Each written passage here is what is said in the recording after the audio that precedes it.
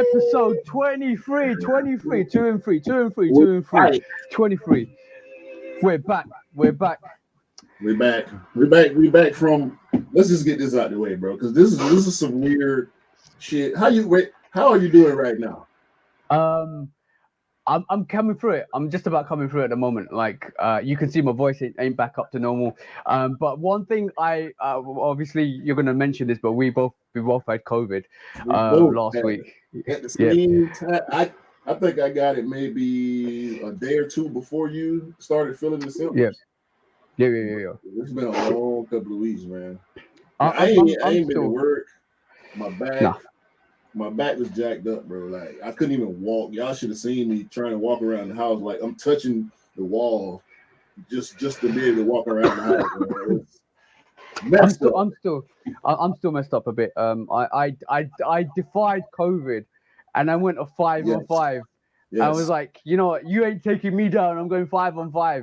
I'm going back to back. I'm doing more than a 3P. I'm doing a 5P. I don't care. I just wanna. I've got another video coming out at the time of recording as well at 7:00. It'll be the Green B5s, and I'm tempted to record another one after this, but I might give it a bit of a rest and then go back to regular scheduling. I did say I was going to do 6 or 7 videos, but I think I might just call it 5 and then leave it there, and then like kind of progressively work through the other sneakers that I've got. But like, you can hear from my voice, I'm still struggling. Still got the coughs, so I might mute myself when I'm coughing my brains out. But I didn't do the sneaker news either this week because I know as soon as I talk, so fast, bro. yeah, bro. Ain't no way you'll be able to do and that breath is getting, and my breath will be like, yo, no, you ain't doing this. I ain't doing this. Bro, So yeah, I can only imagine how many takes you'll have to go through just to be able to get it out because you talk so fast on the sneaker news and with the because for me it didn't affect my breathe. It only affected my breathing and my stamina for like the first 3 or 4 days. Yeah, same here. As soon as I was still coughing and nose running and stuff, but as soon as I started feeling better as far as the respiratory part of it, my back just, bro, I have pulled a muscle in my back before, but this was 2 years ago. It felt like I had just pulled the muscle again. Like that pain, that 10 out of 10 pain from getting that injury came back full force. Yeah. It lasted for, I mean, I can still feel it right now, but it lasted for a good 7 days, 8 days. Oh, consistent, bro. Like consistent. I couldn't sleep. I had to sleep a certain way. I had to use one of the orthopedic pillows to have my legs elevated while I was asleep. Man, it was crazy. I can definitely say one thing as well, bro. Like literally, we tried to do the 23rd episode on last Tuesday. On Saturday I went out, which was a big mistake. Sure, I should have realized I was ill. I didn't realize it. I thought it was a seasonal. And when I came back home, my head was banging, bro. Like literally on Saturday, my head was banging. Sunday, I didn't wake up. I literally was. I tried to do stuff.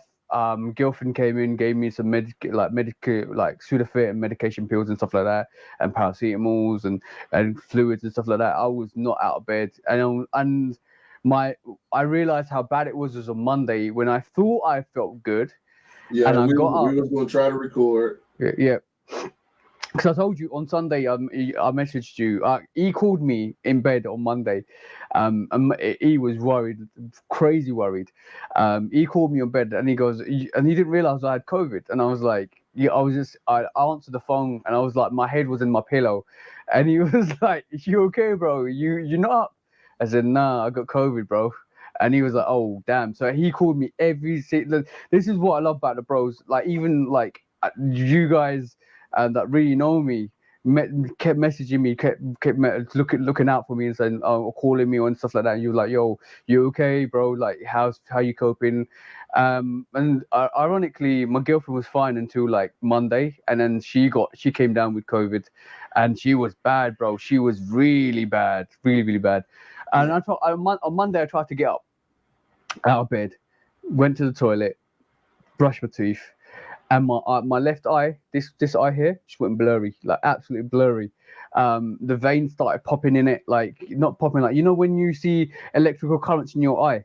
That's what I was getting, and I normally get that before I get a migraine, and that's my body telling me slow down, go and take some sleep. But that was on Monday. My eye was popping like all like electrical, like the veins were just popping inside. It looked like electrical currents were going through my eye. Bloodshot, exactly.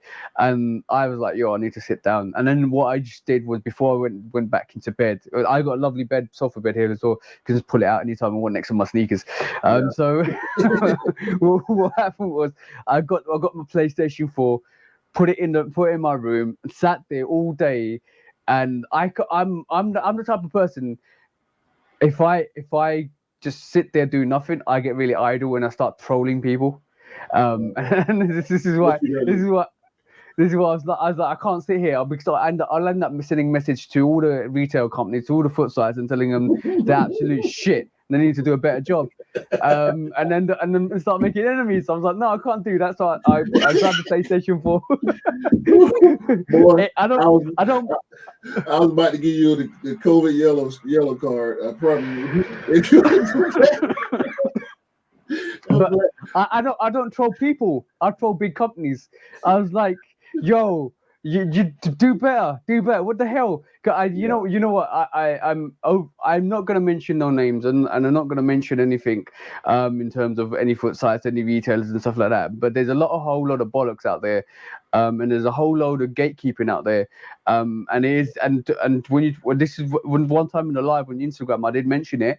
And I did say it, that there is a closed gate community, and if you belong in that closed gate community, don't be coming out and saying stuff to protect your closed gated community, because at the end of the day, you are biased to that community. So don't come out here and talk about all of this stuff about how this retailer or that retailer is trying to do their best, blah this and blah that. You are part of that closed gate community, right? You emphasize, and then this is me getting that up there again. Like, I shouldn't be saying stuff like this. I'm sure be saying, but like any retailer putting themselves out there and calling themselves a community, right? And you say you're a part of the community, you're this and that, you want to help people, yet you have all of this behind yourselves. You create a boys club.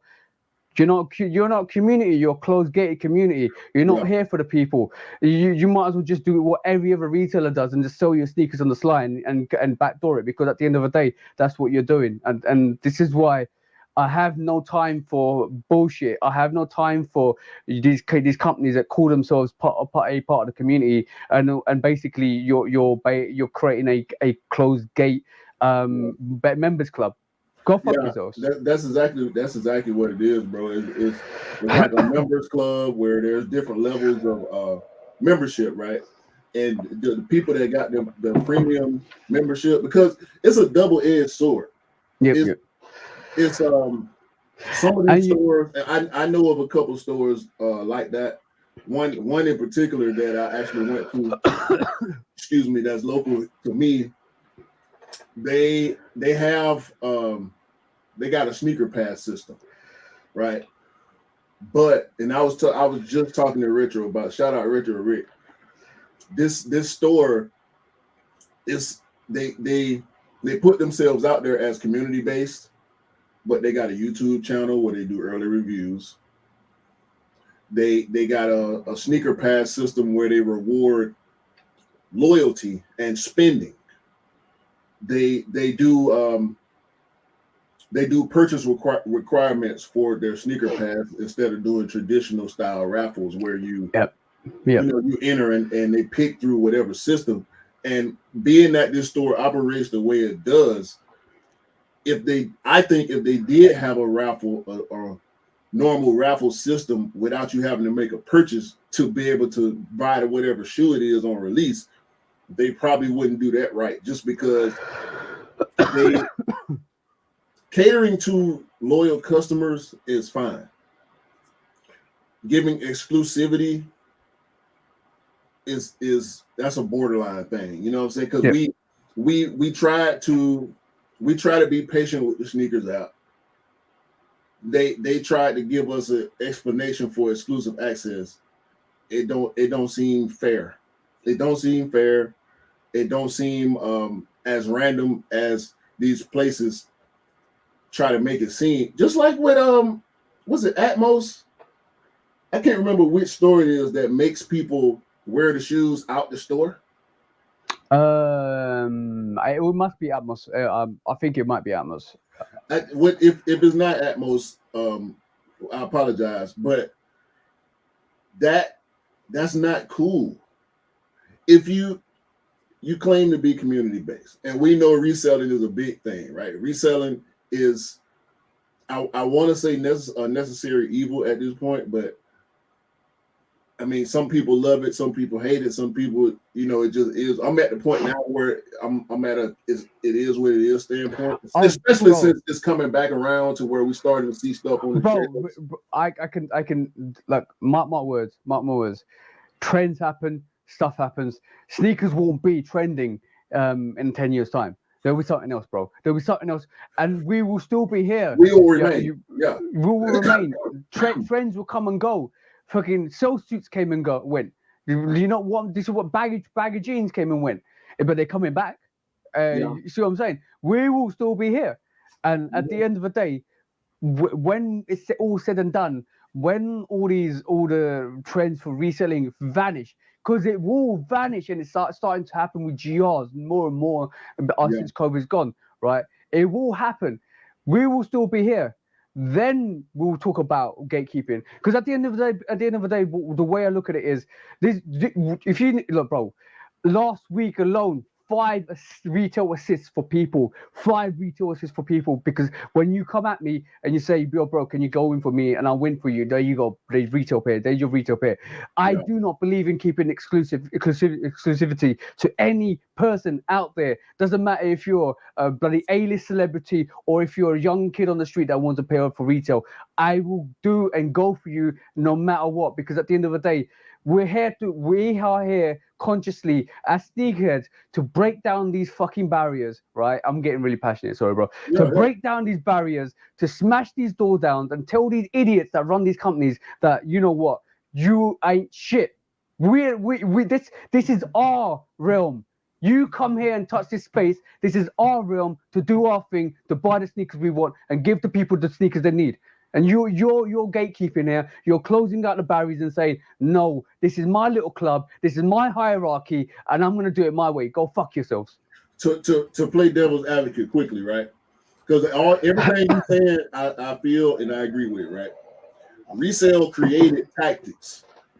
These companies, whether we can believe it or not, the companies that claim to be a help to the community, they talk about they're trying to find ways to get the sneakers in the hands of the people that really want them versus the people that are trying to resell them, right? I get trying to deter resale by asking the person or requiring the person to wear the shoe out the store, but we saw the videos. They go out and they stomp on the box, or they rip it, or they bend it up real bad and make you put the shoe on and make you walk outside in the shoe. Yeah. Like, bro, I love boxes. Look at your background. Look at my back. No, bro. I'm not stepping on the box. Anyhow, somebody told me, I'm gonna give you an example. Right, let me give you a prime example. Anyhow, somebody told me to. Where's the Rui box? I'm just gonna say Rui 8. Anyhow, somebody told me to stop on my Rui 8 box. Wow. I will go ballistic. If you stomp on my Rui 8 box, I'm stopping on your head. I don't care, bro. These the Visionaire and the Rebellionaire bot, the Sashiko bot, the I'm a 1 year bot, bro. Could you imagine? I know. Imagine going to a bro. No, bro. I'm a 1 year bot, union bots. Like, I know you want to show it. You show us the Zion 2 box, bro. No. We ain't got to that point yet. No, because we've been renting, right? We were at 15 minutes. Let's. Oh, but did you go outside? Have you been outside the past couple weeks? No. So you ain't had a chance to put nothing on feet. No, not personally. No, I haven't. Like, but I have. I have kind of gone through a couple. Well, I wanted to wear a couple of sneakers, but obviously I've been bedridden. So, but just to close the argument on the whole gatekeeping and as no. At the end of the day, if my comments hurt you, you're doing something wrong. If my comments are affecting your feelings, you're doing something wrong. Because I'm coming at it from a sneakerhead that wants to give sneakers and be able to cop sneakers for. My motto is everybody deserves to get the sneakers like because you deserve to get the sneakers you want. That's my motto, and I stand by it to the day I die. Because at the end of the day, that's what I believe. And if my feelings or my words are hurting you, cutting a dagger through your heart, you're doing something wrong. You're a sneaker humanitarian, is what you are. So but the closing argument is not about sneakers alone, right?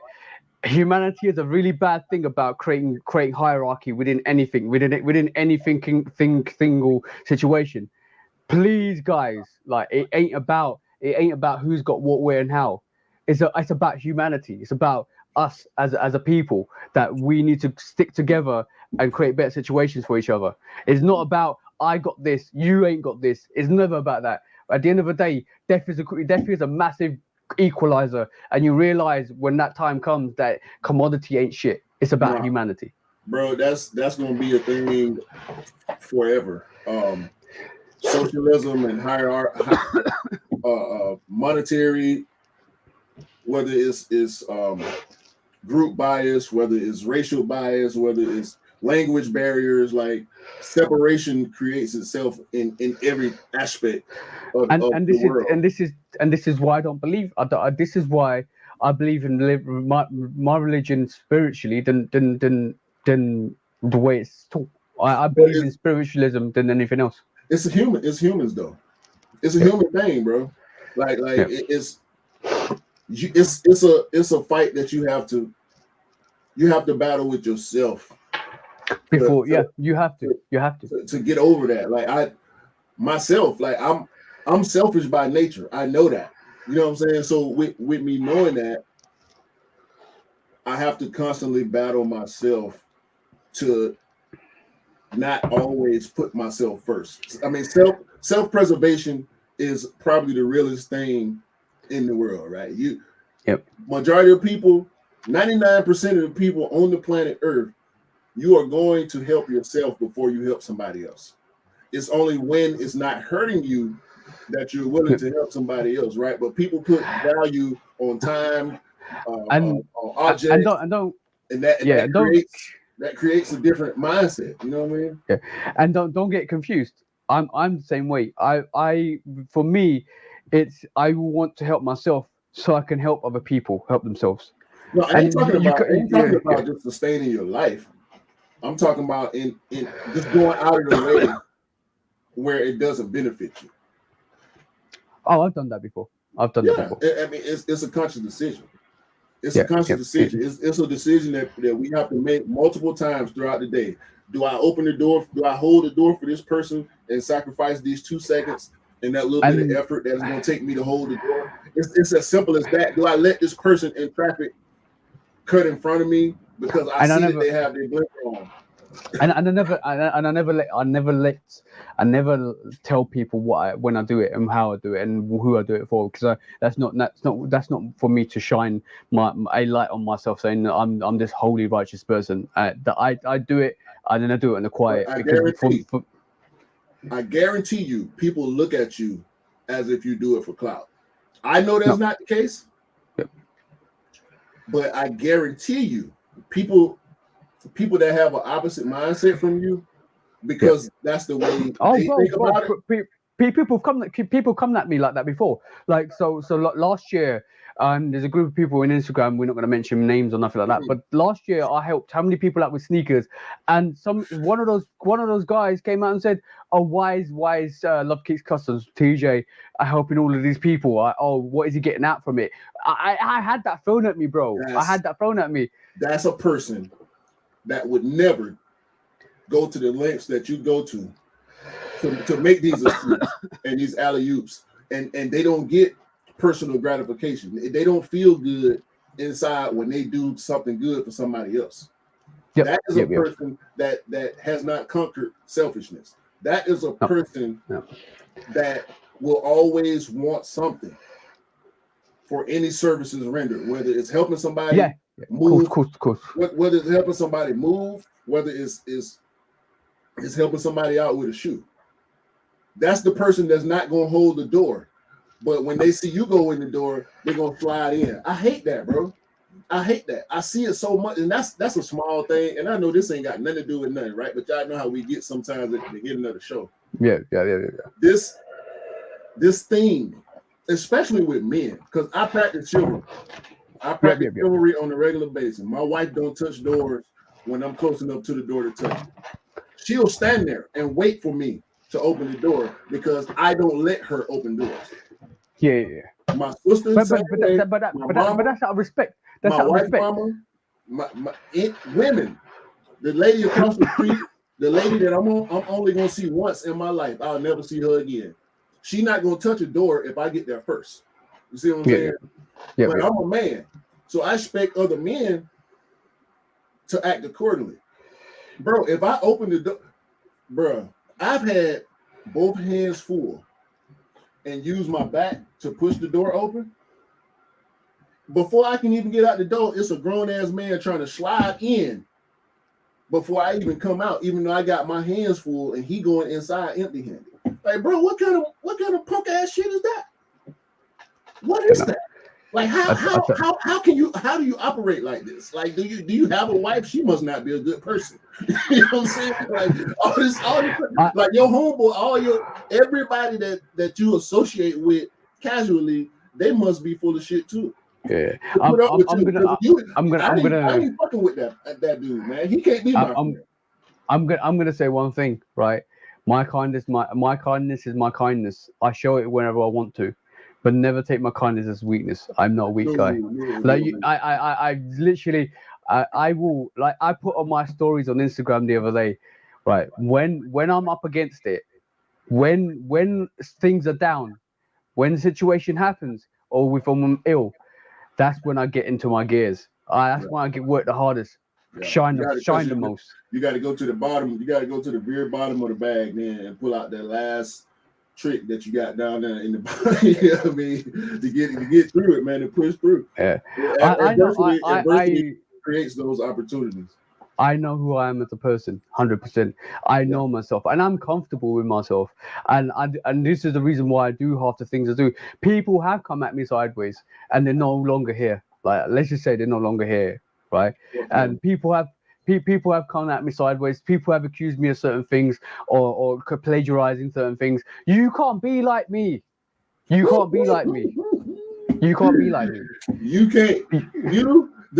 I know who we talking. We talk about the same people. We know. We ain't gonna put them on blast because they don't matter. But we telling our side of the story. I know I've experienced it myself. I don't think I've experienced it as much as you have as far as the sneaker community is concerned, because I tend to stay out the way. Like, I don't even. I feel kind of bad saying it, but a lot of times, bro, I just don't care about what other people are doing. No, don't. I don't check on people. I don't check on people. What I do, what I will check on the bros. I will make sure I will sit here productively working out strategies for the bros to make them bigger. This is what I do. I will tell E. I'll have conversations with Alex. Hey, yo, bro, shout out to Alex. Alex has got me back on TikTok. Yeah, Alex has got me back on TikTok. And yo, bro, I'm shining. Like, I'm smashing it. I've doubled my fucking following in like the space of 2 weeks. Yeah. Right, shout out to the bro. We help each other here. We help each other. We grow. We're amazing together. I will find out strategies for it. Me and you had a conversation all the time, bro. Like how we can grow your channel, how can we make it bigger. This is the fruition. This is your idea to shoot. Hands down. I'm putting my hands down, guys. I'm putting my hands up. This idea, the Shoot Up podcast, is not my idea. it's cute. It's the bros, but he invited me to do this with him, and it's an amazing pleasure to do this with him. And this is just a start of something amazing. This is No, I'll guarantee you guys. We doing this, bro. Like we doing this. Like, we doing this just like you doing the sneaker news. Just like we both do reviews on YouTube. Just like E is the king of reels. Like just like Cam is the OG. Like stupid. I mean, Polar, Kick Lord, Scott, Mr. Simpson, Dale, Crepsaholic, like the whole crew, bro. Like everybody, we support each other. In whatever 100. The hell it is that we do. 100%. And the aim of the game. Yeah, and the aim of the game, the final end product is for all of us to win, and that's the aim of the game. It is basically we can reflect back and say we did this. We did something phenomenal and amazing. We did this all together as a team, as a group of people that actually work together to achieve something excellent. No matter your background, your race, your religion, your culture, your color, your skin, nothing matters at the end of the day. And I don't understand why there's a narrative out there, and I know why there's a narrative out there. And we're not going to go into that either, because there's a narrative out there that you want to oppress us and to hold us back, but it's never going to happen. Never going to happen. In our group of people, phenomenal group of people, we have female sneakerheads in there that we want to. I want to make sure that they keep thriving. We have guys. We got Jenny, Naylor Swoosh, Creparella, like Sneaker Vibes Only. It's so many, bro. It's so many. I'm not down for any oppression. I will productively work my ass off. I close the door on me. Watch me smash it down, and you beg me back. Watch. Nah, we ain't worried about that, man. You know what? Because people change, right? And I think I love that notion to a fault. I do believe in the capacity for change in people so strongly because I made a huge shift in my life as far as the type of person I am, my perception. I started caring more about myself, and I started caring more about my perception in general to the people that know me. Some people saw the change and they appreciate it, and they let me know that they appreciate it, and they congratulate me, and they tell me they're proud of me and all this type of stuff. But some people, that original perception they had stuck, and I started noticing the people who kept that same observation, who didn't let their perception change as my actions changed. Those people stayed the same as well. They didn't grow. They didn't mature. They didn't transform any of the negative parts of their life that were visible to everyone. They didn't change. They kept that same negative stuff going on around them. They kept the same negative people around them, and even family members, friends. You can just let them go. Family members, you can't just let them go. You can to a certain extent, but I still love my family members that I don't have a strong relationship with, or the family members that I feel like didn't accept or don't accept me for who I am right now because they want me to still be the person I used to be. That might have been a better hang for them. You know what I'm saying? I'm not a good hang for some people now because I ain't on the same bullshit I was on when I was in my early 20s. You know what I mean? So yeah. I also get that because people associate with something and they want you to keep you in that lane. Like this is what I said. There is, if I get to do even 50% of what I want to do, we're changing this game. We're changing this game. We're changing this game.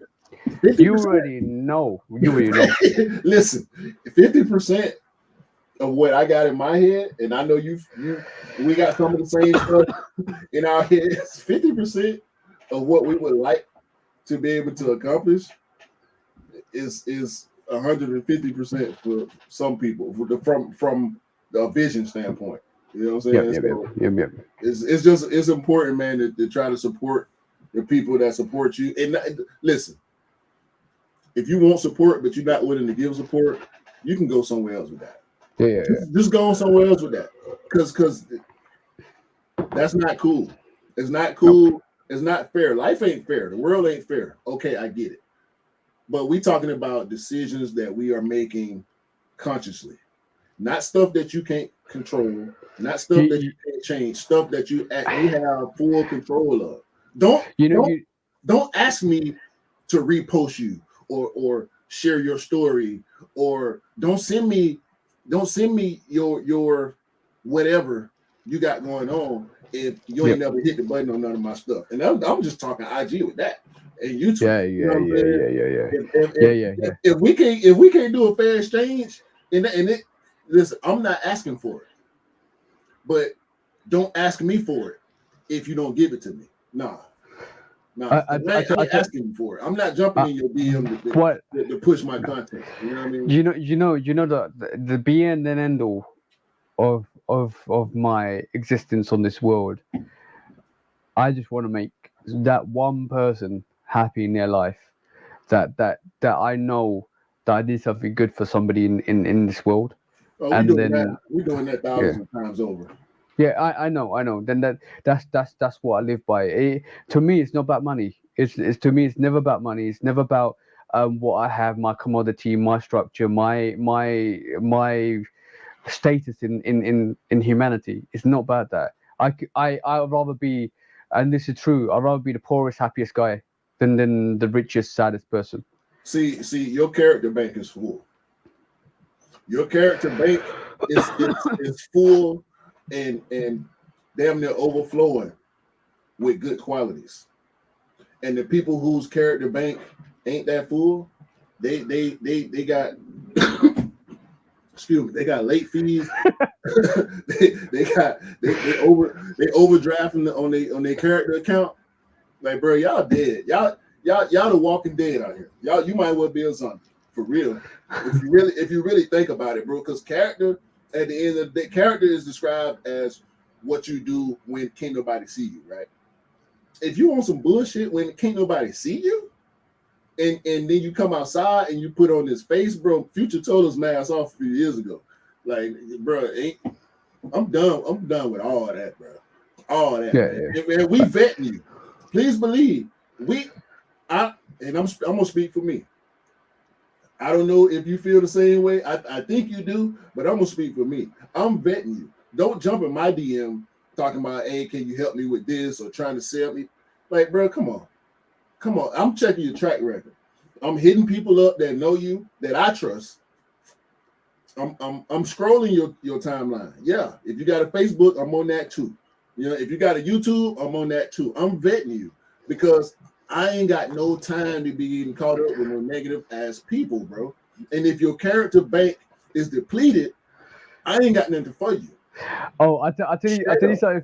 I'll tell you something really fun. I'll tell you something really funny in a minute, right? And you know what? We might need to include some TikTok observations on here one day because like basically it's getting to the point where I mean it's get the tip my TikTok's getting bigger and bigger and bigger, and then it's going to come to a point where I might need to kind of like introduce some feature of TikTok on here because Some it's quite TikTok observations.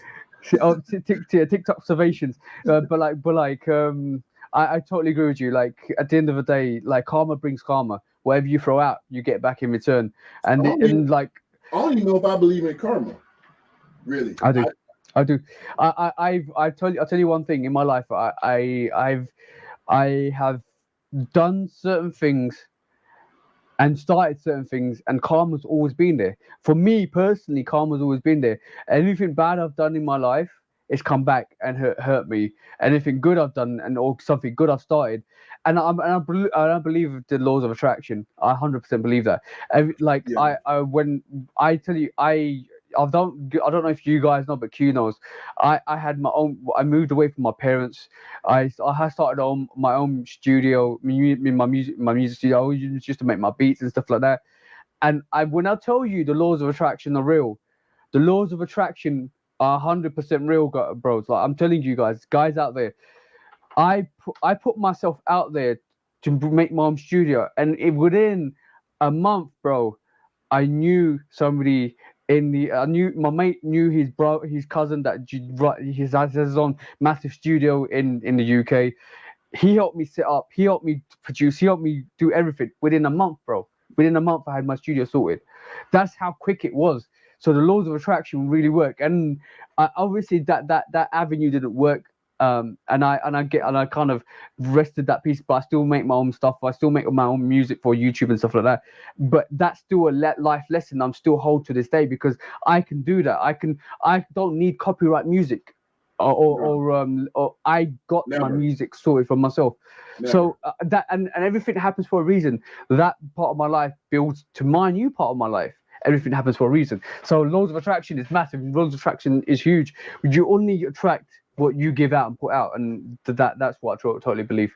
That's what it is right there. That's what it is right there. And I do want to say this quickly before because we've been rambling. we got to get into the show. Twice recently, and only twice, have I used somebody else's music. It's the sneaker court theme and the box pool championship music. Yeah. I didn't create anything else that I do, and the same goes for TJ. Whether unless it's on IG, obviously, because we can't get our music on IG. No. IG is a bit different because IG and TikTok are a bit different because basically you have to use the trending music to actually make the excel your viewership on things. But anything on YouTube, that's mine. That's mine. Don't even ask about it. You ain't gotta ask. You already know. I'm gonna start putting my tag on the beats I use on my YouTube, just so y'all know. Yeah. You know what I'm talking about? Yeah, but my girlfriend says to me, I've got an ear for music. I definitely have an ear for music. Like, and it was really funny before. Like, you guys don't know, we have a pre-show kind of like intro where we just vibe and stuff. And Q was putting on his music, and I was just coming up with we were just vibing off your music, and we just like bang, bang, bang, bang. You know how it is, bro. I gotta stop playing beats. And we will in the future collab on some music for sure. But that's I don't think that's at the forefront of either one of our minds at this moment in time. But I know for a fact that it ain't no way in the hell we gonna have a long-lasting relationship, which we will have, and not do some type of music together. So yeah. Watch out on Spotify. The Shudo podcast. The Shudo podcast. On all platforms. Yo. New song for Shudo podcast. Red sneaker, yellow sneaker. And then you're done. I don't want to do a podcast song. But TJ is gonna force me to do a damn podcast song. I'm telling y'all now. I ain't feeling it. It's gonna have to come to me. You know what? This is where I am right now. In my life right now, I make beats. You know what I'm saying? It's literally gonna be. I barely rap anymore. I will wear the black leather suit. I will wear the glasses, and I'll show you the red sneaker or the blue sneaker Matrix style. Jump down that rabbit hole. Don't steal that idea. Do not steal that idea. You heard it here first.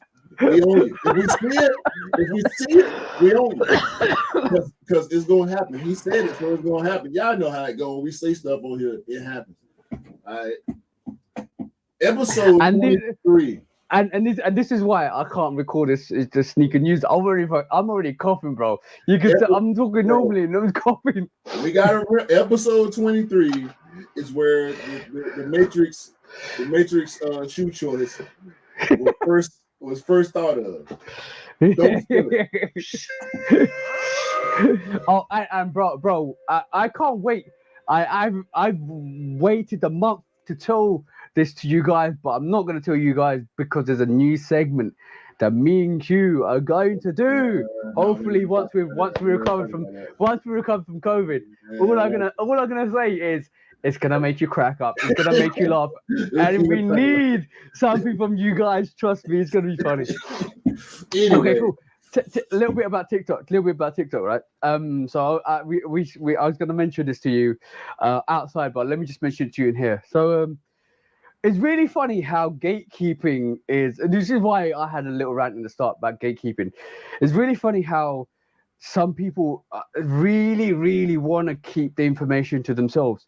Mhm. And my motto is always, you need to get the sneakers you deserve because all you guys need to get the sneakers you like. I put out information on TikTok the other day, and I said, you know what? Sorry, guys. You know what? These are the raffles for the infrared 4s. This is a huge stock, guys. You can put a raffle here, here, here, here, here, right? Go and put your raffles in. You'll be able to get them if you put your raffles in. Somebody came at me sideways and said, why are you telling all these commercial people where to put raffles in? I was like, what? I was like, yo, but you're going to find it hard to get a sneaker because you're telling all these people about, yo, doesn't matter. Your odds are going to be the same as everybody else's odds when they put a raffle in. If you're going to get it, you're going to get it. If you're not, you're not. But also, the resale ain't that much. The resale is still sitting at 230, and this is released yesterday in the UK, and it's still going to go down to 200 next week or the week after. But you're telling me that I'm not supposed to tell any of the people that really want to know, because some of the people out there don't know what to do when it comes to raffles and don't know. So I'm helping people out here to try to get the sneakers they want, because basically everybody deserves to put in for the sneakers they like, right? And thankfully enough, I won because that was quite good to win off the sneakers app, right? Thankfully. But thank you, sneaker gods. But what I'm saying is, don't come at me like that, because I will help anybody out. Doesn't matter if you're non-sneakerheads, doesn't matter if you're a sneakerhead. You deserve the information is just there. They can do this, they can do the research themselves. Why are you scared for me to tell people about the fact that there's raffles out there for infrared 4? And in reality, only my TikTok is designed for sneakerheads. So a sneakerhead is gonna know where to put those raffles in the first place. I'm just reminding them. Exactly. And the few people that actually care to gain the information, they're probably already looking for it. I struggle with that also, because in the US it is so tough to get sneakers. Yeah, of course it is. It's to the point where now I don't post. I used to post my W's and L's. I don't even do that no more. Like we know. If you know, you know. If you want to know, you can find out. So it kind of is what it is with information. I've never been the broadcasting information guy, so that's not something that I'm going to start doing unless I feel it. Yeah, but I don't see nothing wrong with that.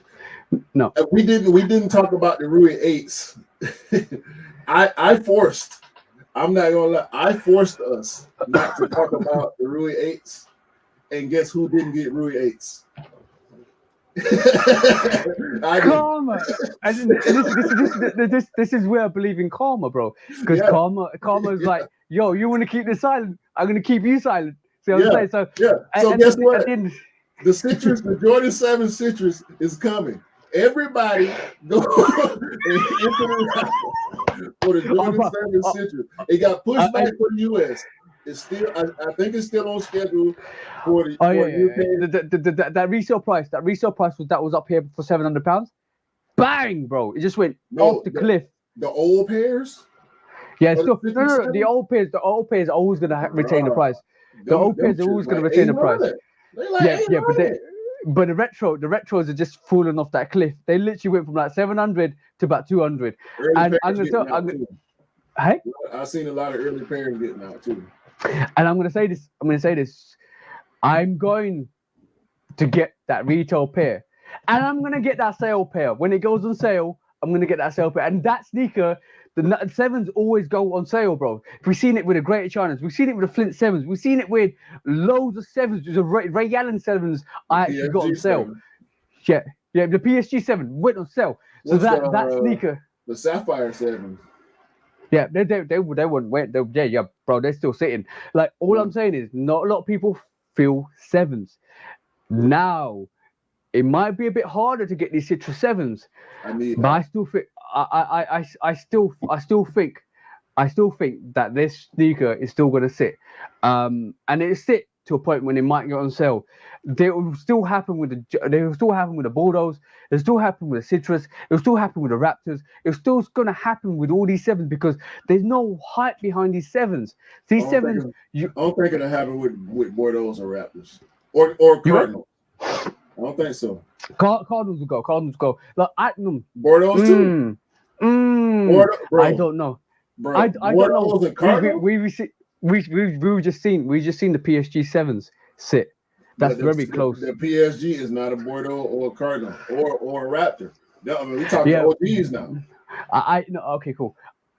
I will put my little caveat on here, right? Because I do believe they will sell out in the US. They might, they're gonna sit over there. Yeah, they're gonna sit over there. Yeah, Not talking here. about- No, see, no. I like this line. I like this line in the podcast here, right? Because Yeah, this is the dividing factor. Your side there. You're talking about when we talk about sitting and selling, we're talking about Europe and US and UK, Europe and US.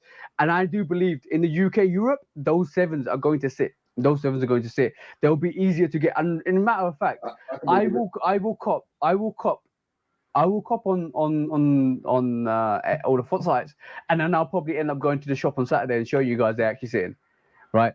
And I do believe those 7s will sit. Like in the UK, Europe, not a lot of people feel 7s. The 7s is not the sneaker for a lot of people. They and a lot of people's silhouettes selection stops at 4, maybe 5, pushing 6s, 7s no, 8 no. And go on, bro. No, I was about to say we gotta push back into August. Yep. So if they sit there and go on sale, I'm gonna send you a pair of. Yes, yes, because they will be hard to get. They're getting hyped. They're getting pushed. The early pairs coming out is they being advertised. Let me talk to you about these Citrus 7s, right? I love that yellow and red on the midsole. I love that yellow and red on the back. I love the yellow stitching on that black, bro. That's a sexy sneaker, bro. You know, that's my Hawks colorway. Like I got to have them. But that's why I love black and yellow sneakers so much, because they go right. They blend right in with that Hawks colorway. Okay, we talk about black and yellow, yeah. We're talking about black and yellow, yeah. A little bit. Dang! The Taxi 8, bro. The Taxi 8. Review coming soon, guys. Review coming soon. The Taxi 8, bro. Bro, that first of all, it's a women exclusive that they didn't do extended sizes on. So yeah. And they didn't even release in the US. I don't know if they are going to release in the US. Oh, they are. They're releasing in the next couple of weeks. I ain't seen nothing on them yet, because I stalked the release calendars. But bro, if you like 8s, ain't no way in the hell you don't like that. That's crazy, bro. The two different colors of yellow. Man. So this is a Taxi yellow. This is this is what we're gonna get on the Taxi ones. This is like orangey yellow. Right? This is an American Taxi yellow, but also infused in that is a Volt yellow here. Mm-hmm. It's beautiful. It's gorgeous, bro. It's gorgeous. Like you can see from that. You got that's all leather. But one thing I'll leave it for the review. But one thing I'm definitely gonna say, I'm a bit disappointed about the leather. It's a bit stiff. It's a bit stiff, it's like more of a yeah. This is why. But yeah, it's like more of like a plasticky leather on it. See what I'm saying? Oh, okay. I see what you're saying. Yeah. That's probably synthetic. Yeah, synthetic. But I'm gonna leave it for the review. But bro, welcome to the Age of the 8s. They're coming up with more and more 8s, bro. I'm happy. Like Rui 8s was a must. These Taxi 8s are dope as hell. Them hard, And bro. and sorry, ladies. So I'm so sorry, ladies. I have to go for the women's. No. Actually, I'm not sorry. I'm not sorry because they're still sitting. They're still sitting. Exactly. So I'm not sorry because I got my size, and I'm. You know what is really funny with this release? They did anything above 8 wasn't on the actual sneakers, and I kept refreshing and refreshing and refreshing. I was screwed. I actually put a note on Instagram saying, "You bastard, where's my size?" And then you shout to Benzino. Benzino is a real one as well. Benzino is the bro. Yes. He got his size. And he kept telling me, refresh, keep refreshing. They might have a late stock, keep refreshing. And all of a sudden, it just popped up, and I was like, "Yo, this is mine, damn, dope sneaker, dope sneaker. I loved it. Oh, I love bro, that, man. the sole, bro, hit your soul where it hurts, bro." Eights are so underrated, bro. The cross straps, like the Yep. mud guard on the heel, like eights are so underrated to me, bro. That Yeah. smooth toe box, like the 6 and the 7. Booty action. Booty Bro. action. It looked like Batman shoe. Yeah. That's 100%. what that Jordan 8 is what Batman would wear if he was in the sportswear. Can't say that. 100%. That eight is gorgeous, and the guys, like, if you want the 8 is still sitting. I think up to size 8.5 is still sitting. I think 8 size 8 and size 9.5 is gone, but so everything else is still sitting. Like, if you want that 8, it's gorgeous. I recommend that personally. Very good sneaker. Very good for the feet, but the toe. I'm happy. Yeah, I'm wondering that too. But like for me, 100%. Like 8, they need to do more 8s. They definitely need to do more 8s. I want the OGs. I'm 100% buying for the We'll OGs. see it, because this year, as we know, and this is episode 23. This is going to be a more Jordan centric episode. And we kind of always Jordan centric because we both Jordan guys. But that 8, bro, 8s are underrated. Next year is the year of the 8, so we can expect to see at least maybe 3 or 4 8 releases. Hopefully, at least half of the 8s. We've already seen it. Rui 8s is coming out. No, I mean OGs, because we always get OGs on the anniversary. We got, we got Fire Reds on the 5th anniversary. We got Carmines on the 6th anniversary. We're supposed to get Raptors for the 7th anniversary. So maybe we'll get Aquas or. Oh, bro! I'm gonna say. Go ahead. I'm gonna say this: how quiet has it gone on the 7 front? Like we seen the Citrus 7, but we last year we got told Raptor 7's coming out. At the beginning of this year, we got told Bordeaux 7's coming out. We might still get them. And then we heard Cardinals might be coming out. Yeah. And then we heard Citrus 7s are coming out. So we're seeing the Citrus 7s now. Bro, we've been hearing stuff about those 7s, bro. If I get the Citrus and the Cardinal in the same year, bro, I can't wait, bro. God damn, bro. Citrus and Cardinals, same year. I know, shout out to Dwayne who's saying the 7 is his favorite. The 7 is the first, that Raptor 7 is the first Jordan he ever owned. And since I've known Dwayne, he has always been on my case about Raptor 7s. Like, bro, I got you. I'm telling you. And this was 2019 when he first brought up the Raptor 7s to me. And since then, I have to, because I don't like the Raptor 7s as for me.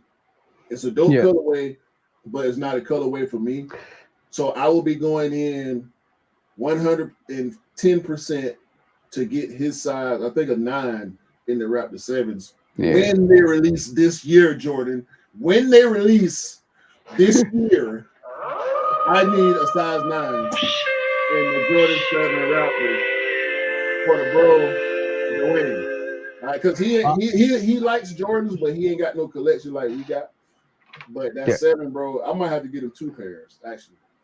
I'm gonna say one thing, right? Like, I've discovered myself as a different sneakerhead recently. I can definitely say this now. I really don't enjoy hype. right? And you're probably wondering, I'm a hypocrite because I actually doubled up on the Travis Scott Air Trainer ones. I literally doubled up two pairs, like on the grey haze and the what do you call them, the brown wheats. There's no hype on them. How's that? How does that correlate to you saying what you just said? Like hype. I don't enjoy hype because hype makes it harder for me to get what I want. But there's no hype on those Air Trainers. There's no hype on those Air Trainers, and I literally was able to cop them from End Clothing. I literally was sitting there, and shout out to the bro Scott, who's like, "Yo, the Air Trainer ones are sitting," and I was like, "Oh, should I?" He goes, "Bro, just go for it. You need those double ups because you're gonna run through to one set." Yep, I caught both of them again, and for retail because there's no hype, and the lower sizes are still sitting. The resale is poor, man. Literally nothing there, and it's amazing. Because then I sat back and I realized, right, and this is why I believe I've changed as a sneakerhead recently as well. Because photon greys, midnight navies, chlorophylls, dark smoke greys, honeydews, corianders, all of them are going on sale. And you bought them all at retail. I bought them all on retail, but I don't mind that. It just means that I would probably pick up 1 or 2 second pairs for the gym because they rate quid or 90 quid or 70 quid. So does TJ stand for Trainer Junkie? Yeah, Trainer Junkie. We got him. Sure. That's it. That was six pairs, right, of trainers, right? I've just talked about, and then two Travis Scotts. That's like 8 different silhouettes. Yeah. But I picked up two more, which that means 10 Air Trainers in the space of 6 months. Like 3 months. And then this has been like 3 months, bro. It ain't been that long. No, don't do that now. And then on top of that. Sorry, Marcel. Sorry to your daughter as well for influencing your choices on Air Trainers. But also on top of that, right? We're not going for Marcel shit. Marcel, you gonna stop trying to blame us for these cops, bro. We're not going for that shit, bro. We not. I bet we look. I'm doing disclaimers for Marcel from now on. And also, I'm waiting for the emerald green Air Trainer 1. It looks like the grey haze, but it's a green tone to the Air Trainer 1. It looks gorgeous. And then Scott knows I'm the Air Trainer guy because he sent me another variation of the Air Trainer. It's like this brown furry Air Trainer with the blue midnight navy. You even got E on the trainer with you now. Oh, bro, he wants another photon grey. Trainer junkie, bro. That's what TJ means, trainer junkie. And then this is gonna roll up into what you're gonna talk about now, and what you're gonna showcase now, because I realized when I saw this sneaker, I needed this sneaker, and I was like, yo, that's dope. Yes, there you go, guys. That sneaker is dope. Dope sneaker. It's like, oh, show them, bro. You know what?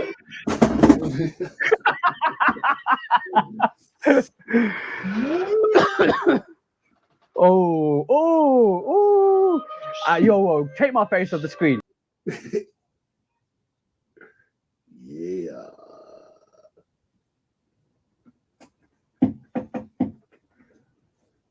Zion 2 Voodoo. You know why I love that sneaker, bro? I'll tell you why I love that sneaker. What do I love about sneakers? I know you like straps. Yeah. But I also know you like earth tones. And keep it coming. What else? I don't know what else. Asymmetric. Mismatch. Bring us a mismatch. Give us that mismatch. I love it. Look, that sneaker is everything I love about sneakers. That looks like an Air Trainer, right? SC High. That looks like an Air Trainer SCI. It's got the strap. It's got the earthy tones. It's got everything I want in a sneaker. And when you pulled out the other day, what did I do, bro? You copped. You copped. Within 10 minutes of this match, because now let's go behind the scenes, right? Let's go behind the scenes a little bit. We talked about this shoe on the podcast maybe a month ago when the pictures first came out, and I said to TJ as I showed him this picture, I'm really interested in this shoe. Yeah. It was the first time we saw it. I can't remember the person who was responsible for the pictures, but it had the whole desert aesthetic with it. It was a dope photo shoot, right? About 2 weeks ago, I decided when I started seeing the official pictures and the box and the insole and all that, I said, I'm getting those. I got them. We were recording a joint review, and my doorbell rang. No, actually, I got a notification. We were recording the Midnight Navy Sixes. We were recording the Midnight Navy Sixes, and your doorbell rang. The video was over. We were done recording. We was just chopping it up like we do all the time. And I got the notification. And yeah, Laser Ship has gotten better. I got to take some of the salt off. Yeah. Because some of the salt off Laser Ship name, okay? Yeah, because they arrested the warehouse manager that stole everybody's sneakers, bro. They arrested him, so it's better now. It's better now. Laser Ship is on point. I think actually this funny. Out of the last 5 pairs I got, 2 of them came through Laser Ship and 1 of them came through DHL. So out of the last 5 online cops I got, 2 of the worst shipping companies were responsible for delivering my shoes, and all 3, it was early, it was on time. Actually, that the clot situation, my stuff got delivered to the wrong place by Laser Ship. But my neighbor was kind and gracious and honorable enough to actually bring my shoe to this side of the neighborhood. Gave it to my neighbor, got it from her. But so that's 1 for 2 for Laser Ship. Actually, it wasn't even Laser Ship. It was DHL that delivered it to the wrong place. So I ain't got no smoke for Laser Ship right now. They've been coming through. They came through with the Zions, bro. Like the review is out. The review is doing pretty well because ain't too many people looking at Zions right now. These crazy. Yeah. I'm just pulling your review up. 927 views in one day. Yo, guys. Bro, it was at 700 this morning. Yeah. I've seen the review, and I can tell you it's an amazing review. Go and check the review for the Zion 2s. And when I get it in hand, I'm going to do the review, obviously. But those are dope as hell, bro. Like, I'm talking those Zion 2s. That is a dope sneaker. Anybody that loves Air Trainers, anybody loves that Air Trainer vibe, anybody that loves 80s and 90s sneakers, yo, check the Zion 2s out, 100%. And I love the fact that you started the video by Zion. Now try and break these. No. Let's not do that now, because that was your idea. You gave me that idea, and I executed it. So yeah, that was beautiful execution, because you know what? This is what comes back to what we were saying earlier. We always give each other ideas because at the end of the day, we're the bros. We want each of us to succeed massively. But that was so dope. When I saw it, I was like, "Yo, that's fine." The way you just went bang, now Zion, try and break these. I also did a post and a reel. Like I love this shoe, bro. Like, I just put it down. I had to pick it back up, man. Let's dance. And I'm gonna say one thing. Your on feet on that, yo, bro. That was like I'm waiting for that. I'm waiting for mine to come through. Bro, I couldn't find the shorts. I got a pair of brown shorts, bro, that go so good. But my camera shorts is right there. So I said, let me throw these on for the review and the on foot. I love that shoe, bro. And you know, and I realized when you showed me that sneaker, I just don't want any sneaker.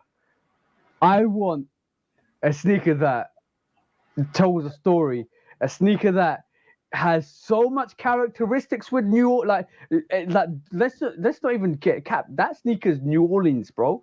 Embedded. Bro, the nuances, the little, bro, it's got an actual button, a live 3D stitched on button for the eye, bro.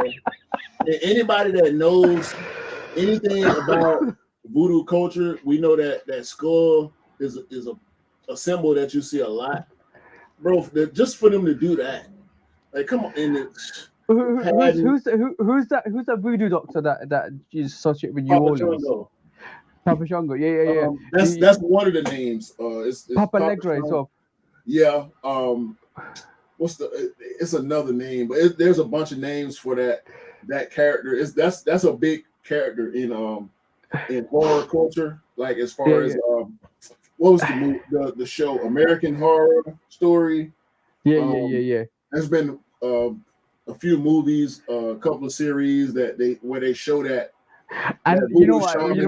Character. You know what's wrestling? I know it from wrestling. Papa Shango was a wrestler in the 90s, and he would come out with the shrunken heads on the staff and the face paint and everything. Like, and you know what's really funny, right?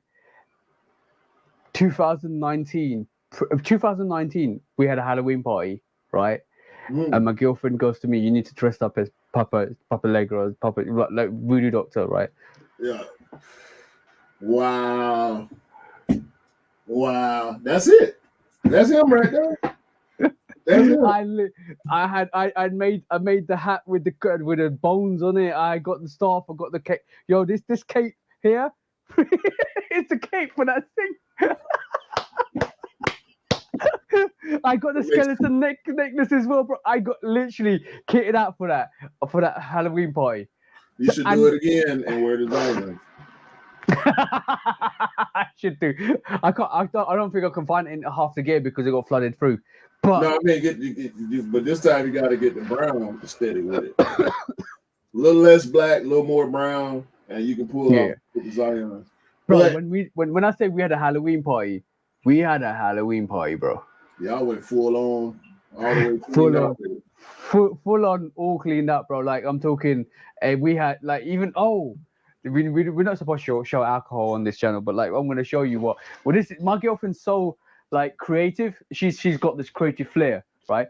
We know this is a JD bottle, right? Mm-hmm. Wow. She made that, bro. That's dope. It literally says Jack Steph, old time, quality Salem sword mash poison, and she got a little bat on it as well. Don't steal that. Don't steal it. By the way, look at the alcohol. It glistens. Yeah, that's dope. And I'm a drinker, so like that's dope. When we and it's edible glitter in the alcohol. But when I say when we go in, and when I say we don't do half measures. We don't do half measures here, bro. 100%. We don't do half measures here. If you're gonna go in, go all the way in. If you want to do something right, if you do something in life, do it right. Don't go half measures. Go on. I do want to mention the two pairs I had on feet. We're talking about mismatch. I see you, bro. I see you. Black History shoes on feet. I actually had these on Friday. Yeah. I love this shoe. Like I said, I love tools anyway. We ain't just doing no hype, but it's not every colorway of tools that I love. But these Black History tools. I was gonna show you something, but I know you don't like Kyrie. No, like the Black History Kyries was cool though. Yeah. I had them on feet before I had COVID. So dope. And yesterday. Five's alive, bro. Five's alive. Jordan 5 anthracite with the light up netting, with the color mismatching that we never seen a colorway like this on the 5, where we got that gray on the toe and the gray on Yeah, the yeah. heel and the collar and You all know, that. you know what? The mesh, bro. When I did this on the review. I reviewed this shoe when it came out last year, I think, bro. Where can you do that to a Jordan 5? No, you can't. And not cringe. You know what I'm saying? Like mesh, bro. On the 5, I said, I'm in. Give it to me. Bring it. Please bring it. I want to see more 5s like this with this type of colorway. Okay, cool. On that note, just little kind of taste teaser thing that we like. I kind of would try and bring it to TikTok because that's the stuff I bring to TikTok. But a little teaser for you guys. And this is shout out to Scott Simpson, because he sent it to me because he knows I'm a 5-head, and he knows that you're a 5-head, bro, as well.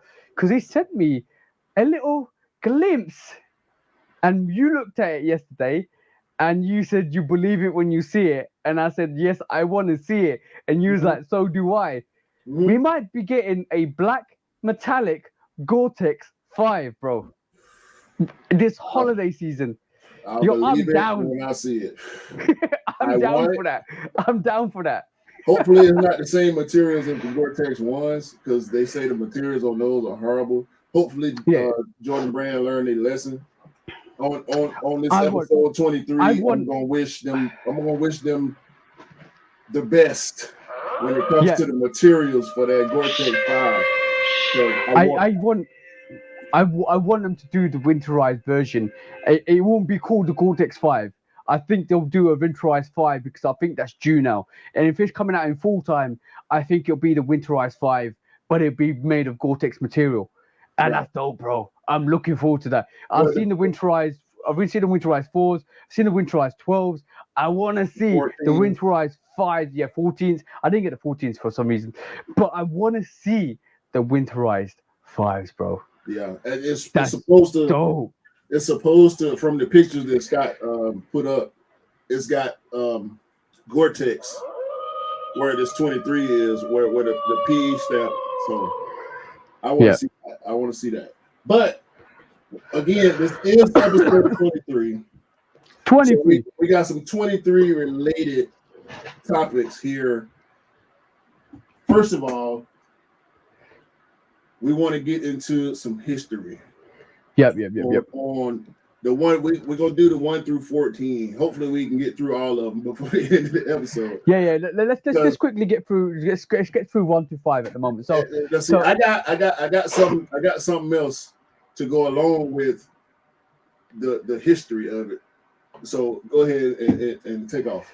So we know the classic silhouette, the Jordan 1. So both Michael Jordan, the first Air Jordan shoe, burst into the NBA scene in 1985. So we know that, everybody knows the history behind that.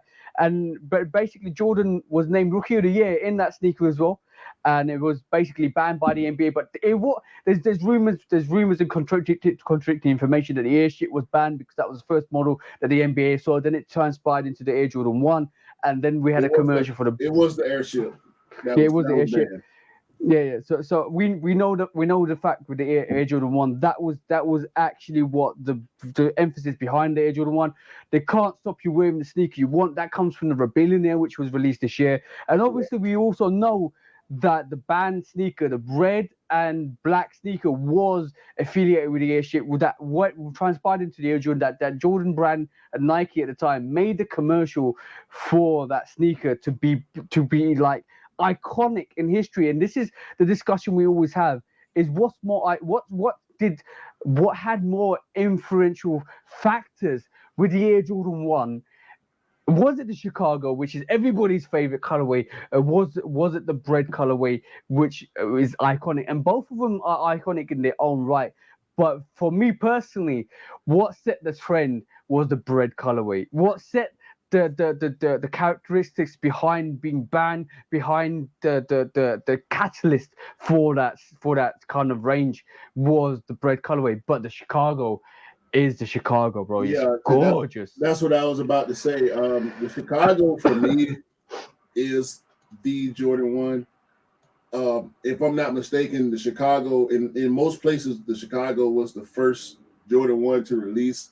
So I give all the praise and respect and homage and honor to the Jordan 1 Chicago. That the Chicago is my favorite Jordan 1, even though I Yeah, don't yeah. have a pair in my collection yet. But that bread, the way they spun the story from the airship to the bread and made it And work and continued. We had the actual band bread with the X on the back, all the way up to the Rebellionaire, which is a shadow colorway with the band theme on it, and they continued that with the Visionary, even though the band theme don't show up yep. on it. It just continued to evolve off of that And one idea of the the reason airship why, being banned. yeah, and the reason why it's on the shadow colorway is because the shadow colorway is Jordan's Jordan's favorite color. favorite, yeah. Yeah, but also what you guys probably also know is the fact that every time Michael Jordan wore the colorway on court, they charged him $5,000, which Yes, and Nike covered, Nike had to obviously. pay. Yep, and but it's like it's iconic. It's iconic to the point where you can't replicate that hype. And we knew from then Nike had this marketing genius in Bro. their pocket. You can't replicate that. You can't produce that naturally. You literally, it just fell. It's almost like the stars aligned. Michael Jordan joined Nike. The stars aligned. Silhouette got built. Bang. R.I.P. Peter Moore. Peter Yeah, R.I.P. Moore. Peter I Moore. mean, we give Tinker. I mean, obviously we love Tinker. I mean, Tinker can kind of do no wrong as far and he ain't done much wrong as far as sneaker designs go. But Peter Moore, the designer of the Jordan 1, Oh, and the for Air all Force that and the Air Force Ones and as the well. Air Force 1, for all that Tinker has done for Nike and for Jordan Brand, Peter Moore, he got to be at least on par with Tinker Hatfield because of the Jordan 1. Bro, he's And the two, designed he designed the two, two of the and best. he helped Tinker with the 3 because he was Yeah, still on the team. But we'll get to uh, that later. and let's put it right. He's designed one of the best silhouettes in history with the Air Force One. Yeah, between the Air Force 1 and the Jordan 1, like you can't. What can you say Yep. about Peter Moore? No, He's no, no. just a legend. Now, I need to know from you which colorway out of 2. You know what? 2. I'm gonna go 2. Now we're looking at OG colorways right now. For those that can't see, we're watching. We're looking at OG colorways of the Jordan 1 highs and lows because lows Yeah. were a thing. For those of y'all that don't believe, and this is a little personal to me, lows were always a thing. Yeah, of course it was. Don't get out here acting like lows are less than. Now, there's a difference between retro lows and OG lows, but Jordan 1 lows have been a thing since the very beginning. All right, so let's not do that whole lows. I'm gonna say one thing, right. The neutral grey one lows, but that sneaker, Bruh, when they released it's right here. softer, that sneaker was softer than a cow's back hide moisturized with manure all day long, bro. Like that was buttery, bro. So I want to know from you. I'm gonna give you 3 on this one. Okay. I think I've already given my answer, but I think I know what your answer is gonna be. Chicago's, Black Toes, or Breads for the Jordan. Are you telling me lose, choose, or dump here? No, just choose. No, there's no lose. There's no dump. Just a choice. Okay, cool. So basically, in order, yeah, in order. No. 1. I can only choose one, yeah. Bread, Chicago, or Black Toe. Damn. Black Toe's not even in question. You got Black Toes, right? No. I've got bread toast. Bread toast. The black toast ain't even in the question. Like, I love the colorway. Would love to have it in my rotation. We'll have it in my rotation one day. But like, it's always gonna be between the home and away. It's always gonna be between the bread and the Chicago. And I'm gonna go with bread, bro. I'm gonna go with bread. You know why? Is it the story? No, yes and no, yes and no. The thing is, I truly believe if Michael Jordan rocked up in the Chicago, it wouldn't be an issue because like if you see the metallic pack, if he rocked up in a metallic pack, it would never have been an issue because the NBA rules and regulations back in the day was majority white and then a touch of your kit color on it, and team color. So metallic colorway would never been an issue. Chicago might have just passed the line. Chicago was good. It was the bread. It was the bread because it never had white. Except for it had that midsole white, and that was it. And it was like, count. And you know what? I like it when you stick a middle finger up to the establishment and say "fuck you," and there you go. That's exactly what Mike did. Peter Moore was with him. Phil Knight was with him. That's why they paid him $5,000 a game every time he wore the breads. And the NBA was like, nope. And I like that. And I like the rebellious nature of the bread. See what I'm saying? That's where the rebellion of the team comes in. Exactly. So, and this is why I think I would pick the breads. But I'm not saying I'm not going to skip on the Chicago when they come out. But if you have to make me choose. I didn't want to do that, bro. I didn't want to go because lose to a dunk brings so much gravity to the question. I didn't want to make it that serious because we got so much stuff to run through. But if you had to pick one from the metallic pack, which one would it be? Oh, that's a good question. I would damn, I would pick the red, metallic red. I would probably go with the reds also. I'm leaning towards the royal metallic royal. I was leaning towards the orange as well, because that Nike orange as well, bro. Hey, man. Hey. So look, now we're going on to the twos. We're going to the two. So the two was set the tone for a lot of the sneakers going forward as well. The quality of the materials, the cutting edge technology, the elegant design on it as well. But basically, you know, retail, the materials were crazy on that. It was also designed by Peter Moore. Italian. Yeah, exactly. We'll go into that. But also, if we said Peter Moore and Bruce Kilgore basically designed the Jordan 2. Right. And it basically was made in Italy. It was the first probably Air Jordan to cross the $100 mark. And it basically the Nike, you had the iconic Nike swoosh, ditched the iconic Nike swoosh on it.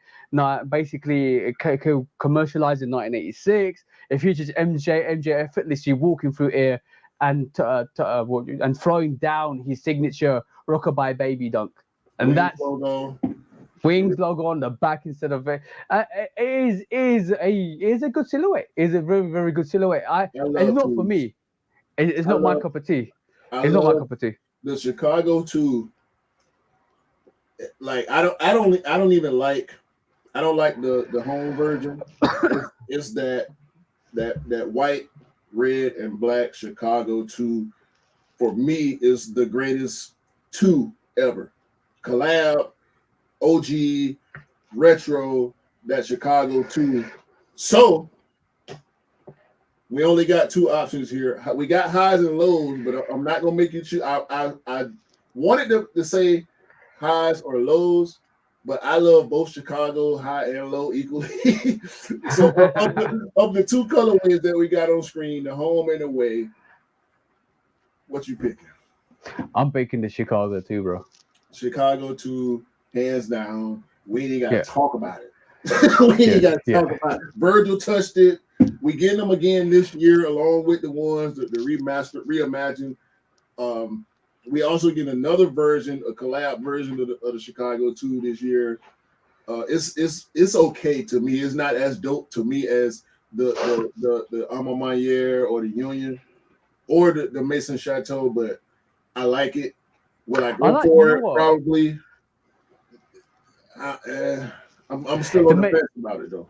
The Mason Chateau Rogue 2 changed my mind. The more I saw it, I didn't like it initially. I don't like the insole. The Michael Jordan insole looks really dodgy. Like I don't like it. But the sneaker itself, the more I looked at it, the more I was like, that's actually decent. I like it. I don't pick up sneakers that I'm not gonna wear. And this is why I don't pick up twos, because I don't think I'll ever wear a two on my feet. I respect it. I really respect everything the two's done, and the fact that even like when we're talking about twos, and Scott basically got into twos, and he actually was talking to me about twos, and the fact that he actually inspired a lot of the sneakers going forwards. Mm-hmm. It does 100% does. It brought a different aesthetic to the basketball sneaker range. Yeah. And then it brought the whole luxury lifestyle. And you know what? Yes. I'm gonna definitely say this. The two, for the time, it was way ahead of its time.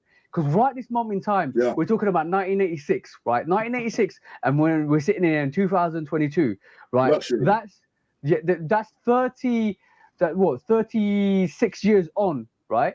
Luxury. 36 years on. 36. Is it 36 years on? Yeah. Yeah, 36 years on, and we basically talking about how Jordan is transcending even casual wear into luxury wear. That's 35 plus years on, and we're talking about a sneaker, right, that is now basically predicted what the Jordan brand would be doing in 30 plus years on. I already know. Yeah. Already. All right, next up is everybody's favorite sneaker. Everybody's favorite sneaker. And before we touch it, do you want to give us some Mythbusters, bro? Okay. Now, I cannot fully confirm what I'm about to say. However, as of late, I have seen more accounts of the notion that Michael Jordan was about to leave Nike because he didn't like the Jordan 2. Yeah. I've heard a lot of accounts of that not being the case. Adidas was trying because they knew that he only had a short contract and he had to re-up the contract. He wasn't about to leave. He wanted to find out what Nike had in store. I think he was heavily involved in the design process of the three. Of the three, definitely. Yeah. Obviously, the GOAT Tinker came in with other designers and said, "This is the shoe right here." And Mike said, "Take the swoosh off." Yep. Take the swoosh off. I don't want no swooshes on my shoes. Yeah. And this is a Tinker. This is why this is called a Tinker. It's got a signature on the back of it. This is why this Jordan 3 is called a Tinker 3. Every single Tinker 3 has got swoosh on it. But I do like the swoosh on this. I'm not even joking. The swoosh brings some extra character to it. It's a funny shaped swoosh. Yeah, No question. That swoosh, I would have had taken off also. Like I agree with Mike on that. I appreciate Nike. And also you got that. I like that touch on the Nike on the inside. I'm not even joking. That touch I would have kept. I would have kept that, yeah, for sure, especially on the medial side. But yo, bro, hold on. Mike didn't want no swooshes on the outside or the inside of the shoe. He went with the Nike logo on the back, which is the greatest. I mean, like that Nike Air on the back. Bro. How underrated is this sneaker? It's like not. It's not, bro. If you underrate a Jordan 3, something wrong with you. No. This Tinker 3 when it came out, and so, except for the Justin Timberlake 3s, every other 3, even the beige 3s that came out, the Tinker beige 3s, they sat like I'm just saying, bro. That combo with the red tab and the white Nike on the back, that is some sexy shit, bro. That is everybody's lunch, and like this sneaker is so underrated, like in terms of what it does. I don't know why I love this sneaker so much. I'll never get rid of this sneaker out my range. Absolutely no. This is definitely one that's always going to rock my feet one day from time to time. It is gorgeous, bro. It's gorgeous sneaker. Absolutely gorgeous sneaker. Bro, you can't You can't hate a 3, man. I, You I can't, I'm bro. I'm gonna Like we got some I'm gonna misses. We got some misses on some colorways on the 3s, but we got misses of every silhouette, bro. I'm gonna definitely say one thing though. I did hear that Jordan did sit down with Adidas during that time. That's possible. I'll go for that because again, it was the negotiation process. Nike Nike had to bring it, and they did. And Yeah, I don't think there's anything that Adidas could have came up with that compared to the Jordan 3. I'm sorry. yeah, It's not possible, bro. So It's not, to I give think you a back. Converse probably would have came up with a better idea for the Yeah, Jordan 3 than Adidas because Adidas their mind Oh, the way they do things is so left from how Nike does things. but by the way, I know for a fact, right? I know for a fact. I love doing some reading and research. I know for a fact. Adidas brought Reebok, right? They actually physically went and bought out Reebok because they thought Reebok was a Jordan killer. Yeah, just like Ruben Patterson was the Kobe style. Like it I know that for a fact. Couldn't nobody stop Kobe Bryant from going off, and ain't no way in the hell any company was gonna stop this Jordan 3 from doing what it did and becoming what it is for the sneaker culture and for the Jordan sneaker fan. Like the 3 is a lot of people's number one silhouette when it comes to Jordans, and I can't blame them. It's not my number one, but I can't blame anybody that's shout out Scott, man. Yeah, shout out. I have look. I'm gonna pull one sneaker out. I'm gonna put one sneaker out, right? And I'm gonna tell you guys, right? This is the sole reason why you should love a Jordan 3, right? Sole reason. Bro. So I ain't even gotta ask, right? You pick. The obvious choices are black cement and white cement. Right? I love the black cement 3, bro. White cement 3s, yep. Fire 3s, yep. Cardinal 3s, yep. I will buy every single 3 out there that I love, right? But the thing is, I always say, I've never said anything differently to what I'm gonna say now. I always say there's something about white 3s that always kills it, right? Always kills it. I'm talking about the Cardinals, the Hall of Fame 3s, the Katrina 3s. I'm talking about Fire 3s. I'm talking about the True Blue 3s. Everything. Like I'm talking everything. But one sneaker out there, and it's the opposite of what I always say. This on your feet, bro. Yeah. Black cement 3 on your feet is hit differently. It hits differently. That cement print, that all black all over, the sole, the grey sole with the red pod at the back. Bro, the Nike on the back. No, I'm not bro. There's nothing compared to black cement 3, bro. With all that being said, I'm choosing white cement. That white, I respect that. That white, black, and gray, bro, with the little pops of red, dog. Like I can't. Look, I understand that, bro. As much as I love, and I understand that, bro. As much as I love the black cement 3, it's the white cement for me. And truly, this is the free throw lines, and I'm waiting for my white cement 3s next year. I'm going to double up on them, and I will double up on the Fire 3s. I don't care. But like, all I'm saying is, yeah, it's definitely dope. Definitely, Unite 3s, like, oh man. But it's so much. The Mocha 3s, so much. Fear 3s, like the and you know what it is with me. You know what it. Yo, bro, this is another dope sneaker. Platinum. Yep.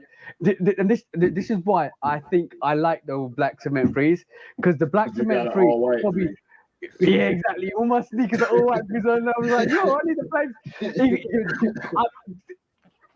See what I'm saying? I think there's a definitive thing with me and black cement 3s because I love the fact that it's color. But let's give you some history behind this Jordan 3. It was basically in 1988 where Jordan dominated the NBA by wearing the Air Jordan 3. He was named the MVP and defensive player and soared to the second dunk contest title. and this is where you saw the free throw line as well that came from that inspiration. And the Air Jordan 3 was designed by Tinker, which is Tinker's first design on the Jordan range, and is the most prolific Air Jordan designer. And it's basically Tinker's covered 21 of those silhouettes out of 32 are in that franchise, and that's how iconic that first sneaker is. And this is why I think the Air Jordan 3 is one of the best ranges to kickstart the Jordan range in terms of Tinker's ideas and idealistic things.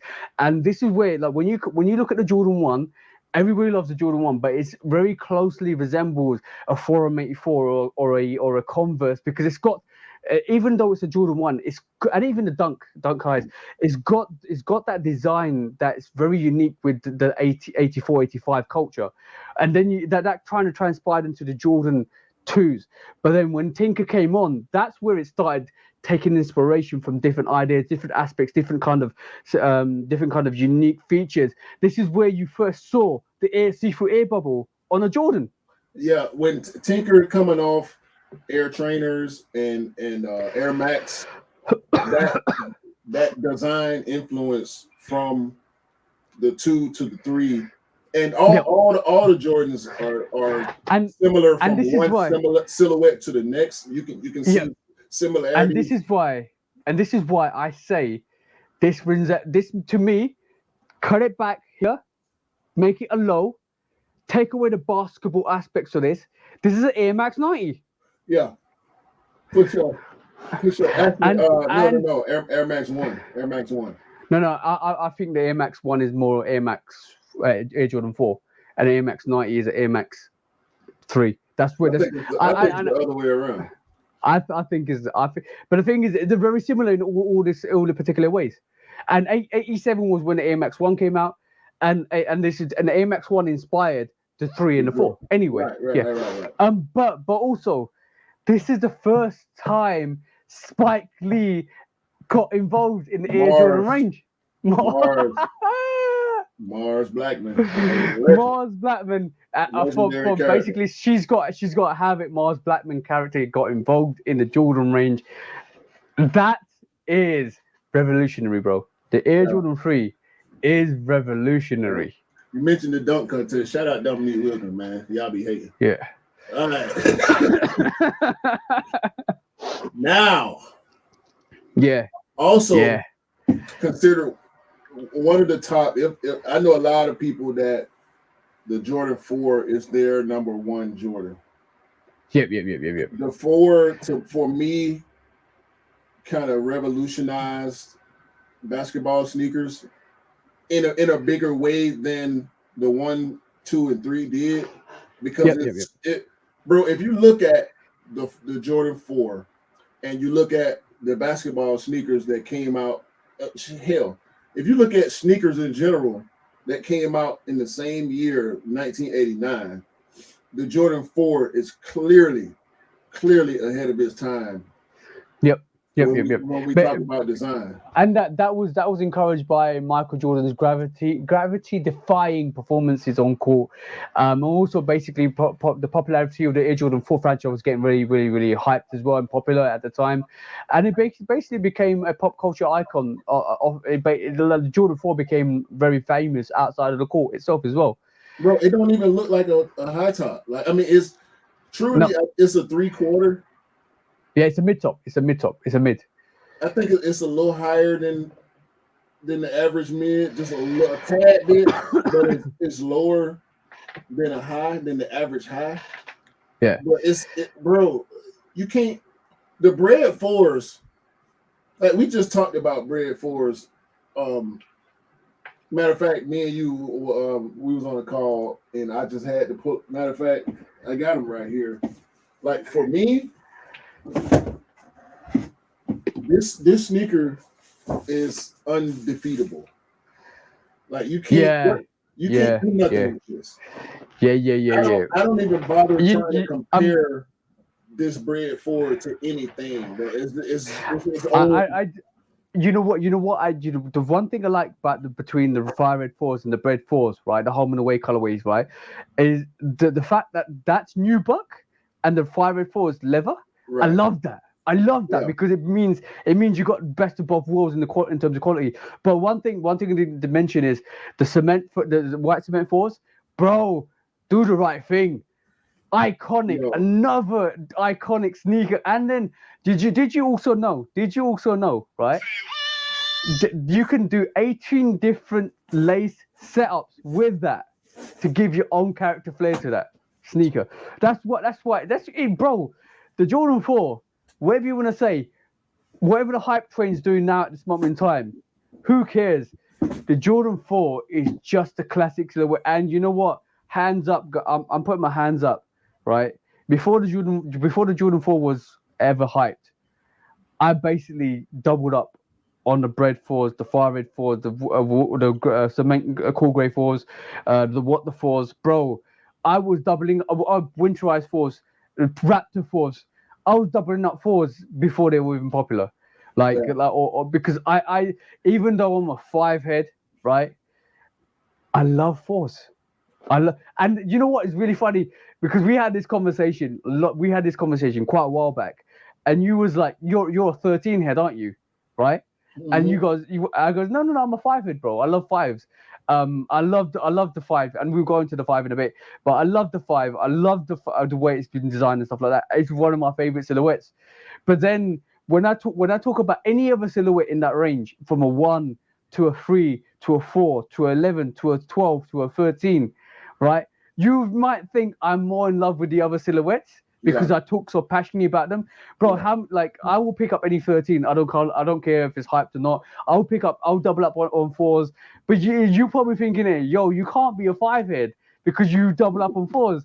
You can't be a 5 head because you talk so passionately about 13s. You can't be a 5 head because you got more 1s in your collection than 5s. But bro, I'm still a 5. I love 5s. But that's the passion. That's the passion in me for every silhouette. Yeah. So breads or fire reds? Breads, bro. You got to, bro. As much as I love, and I've worn my fire reds more than I've worn my breads. Okay, I've got a question for you. Then. Not. It's never going to be loose shoes to dump. You can't dump any of those sneakers, right? Forget the breads, right? Forget the breads because that's your favorite one. Choose one: white cement fours, fire red fours, or military blue fours. White cement. Good choice, bro. Good choice. I like white cements more than I like the fire reds. Yeah. Equal amount of respect for both white colorways, white OG colorways. But if I had to choose between the fire red and this white cement, it would be the white cement for sure. Go back down to the freeze for a second. I just want to see something. It's really unique. Out of the 3s and 4 range, there's always only been one black sneaker in there, like in terms of the OG selections. They really mirror each other. We got the bread 4 and the black cement 3, the white cement 3 and the white cement 4. We got the fire red 3 and 4, and there's the true blue and the military blue that mirror each other for the first 4 colorways, the OG colorway with these silhouettes. Okay, cool. That's also kind of the case with my favorite sneaker of all time, the Jordan 5. So I'm really passionate about this sneaker a lot, to the point where I'm gonna break it down for you. This basically, the reason why I love the Jordan 5 is because it's designed. If you don't know, it's designed, and we always talk about this. It's designed from the P55, P51. I don't know what 5. P51 Mustang. The basically the World War II fighter plane. It's got Jordan. What Tinker saw in Jordan when he designed that 5 was the dog-like fight, the passion, the ability to maneuver and attack and defend, bro. That came from the airplane. He needed to do that sneaker for that aerial assault. The aerial assault, bro, and like that sneaker is totally a dog warrior of a sneaker. Like that emphasizes everything at that time and point of why Jordan was one of the best players ever to grace the court. And then it also features like the aesthetics to that is also features a clear rubber sole. Tinker Hatfield might have borrowed from another icon, and also bro.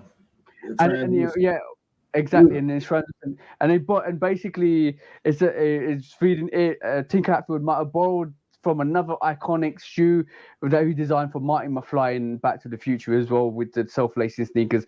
So Back to the Future 2 had there's inspirations all designed for that. But like for me personally, the Jordan 5 is one of, or if not one of the best designs out there on a sneaker, like hands down. From the shark teeth to the aggressive nature to the fact that Jordan embodied a sneaker on court just to kind of just to create history with it, bro. The 5 for me, it represents the struggle. Yeah, because it was the next year where Jordan was able to ascend to his true greatness, his true airness. Like we know he's the black cat. He's airness. At one point he was Magic Jordan because Magic loved him. That's something that TJ taught me. Yep. Because he loved Magic Johnson, and certain people called him Magic Jordan before he became Air. His nickname was Airness and Magic Jordan because Magic Johnson was his role model. His kind of his idol. His idol, exactly. So that is the 5 represents that struggle that he got beat up in the Jordan 5 and he persevered. He continued to push forward. That was the Detroit Pistons days, wasn't it? They beat him down. They beat him down in the 4s and the 5s. Like he went through it in the 5. And I can remember the first Jordan that I ever knew of was the 4. And I remember very well my uncle trying to buy me some bootleg Jordan 4s, the Jordache knockoff Jordan 4. And it's like, come on, dog. Like, no, I don't want. Even back then, I was like 7 years old, 8 years old, something like that. I'm like, bro, no, we're not finna do this. You're not finna send me to school with some fake Jordans on. Because even at 7, 8, 9 years old, it was already setting in that fashion, as far as your upbringing, fashion matters. When you're in school, what you got on your feet, what you got on your body, your accessories, jewelry, hats, all that stuff started to come into play when it came to urban culture, at least. And so the 4 came on radar. And so when the 5 hit, Fresh Prince of Bel-Air, Will Smith wearing the 5s. So how iconic is that, bro? How iconic is that? Bro, Fresh Prince, Will Smith, Mr. Slapper Dude himself. When I saw the show and he had on the black metallic 5, like the introduction of the show, the opening credits of the show, he's wearing the Jordan 5 when he shows up to Uncle Phil's house. Yeah. It's like, bro, what is this? Like, what? Oh, I had the same moment the other day. Not as iconic, but as a sneakerhead, when you're watching a program, I was watching The Boys. Have you seen The Boys? I haven't seen the new season. Yo, it's way beyond. It's way beyond 18, bro. But I'm not gonna spoil it. I'm not gonna spoil it. There's a moment in time when one of the heroes is wearing a sneaker. I paused it. A-Train. I bet you it's A-Train. Yeah, it was. I know it. I paused it. No. It wasn't A-Train. Sorry, it wasn't A-Train. Okay. Who's Butcher's guy? He's in the military. Big black guy. I cannot. Mother's Milk. Mother, yeah, that's the one. That's the one, right? He basically was wearing UNC fours, and I pause it and I go, "Look, he's wearing." That's dope. That's dope. I can't wait to watch it. I'm gonna have to. I'll probably watch a couple episodes after this. Yeah. But, Bro, it's way more extreme than the other two seasons. That's all I'm saying. Hey, then it's already a stream show. Y'all check out The Boys now on Amazon if y'all can. But The Five, bro, I can't say enough about The Five. I do not like the black tongue fire red. I prefer the silver tongue fire red. That's my only gripe about the OG colorways of The Five. I do prefer, and we were looking at them. Butter. We were just looking at them on one of the other videos that we did. But for me, I love the grapes. I like the alternate grape more than I like the white grape somehow. That is weird to me that I like the retro flip of the grape more than I like the OG colorway. Yeah. For me, it's gonna always be the black metallic Jordan 5. And by the way, the fire. By the way, how dope are these these Bel Air, Fresh Prince Bel Air 5? Yeah. Ultimate Bel Airs. I'm about to get rid of my alternate Bel Airs, but you got the OGs. The OG. Shout the cam. Love the OGs as well. The OG is better. I'm actually about to get rid of my my alternate Bel Air 5s. I haven't worn them, and I don't think I will. So I'm gonna wear them. I want to go somewhere where they. By the way, the material on this is exactly the same as the Fire Red 5s, bro. Yeah. It's so dope. Super dope material. Sheesh. Like and that Nike Air. I mean, obviously, I ain't got no problem with having the Jumpman on the back. I got a lot of pairs with Jumpman on the back, but Nike Air on the back of that 5, bro. That black metallic 5, man. I might need to go become Superman again in the near future because we're wearing red suede and blue suede. Watch out for this. Yes. So many dope colorways of 5s, man. Like you can't tell me 5s ain't dope. I don't care what you say. I got reels. And the Shoe Dog 5, the Shoe Dog sneaker is what the 5, bro. Not what the 5 is what is this called again? What the 5, yeah? Yeah, I always get confused with the top 3 5s and what the 5s. Yeah, what the 5s. What the 5s is the reason why not a lot of people understood what the 5s. What the 5s is not a top 3 5. What the 5s is everything outside the OG 5 that is so dope.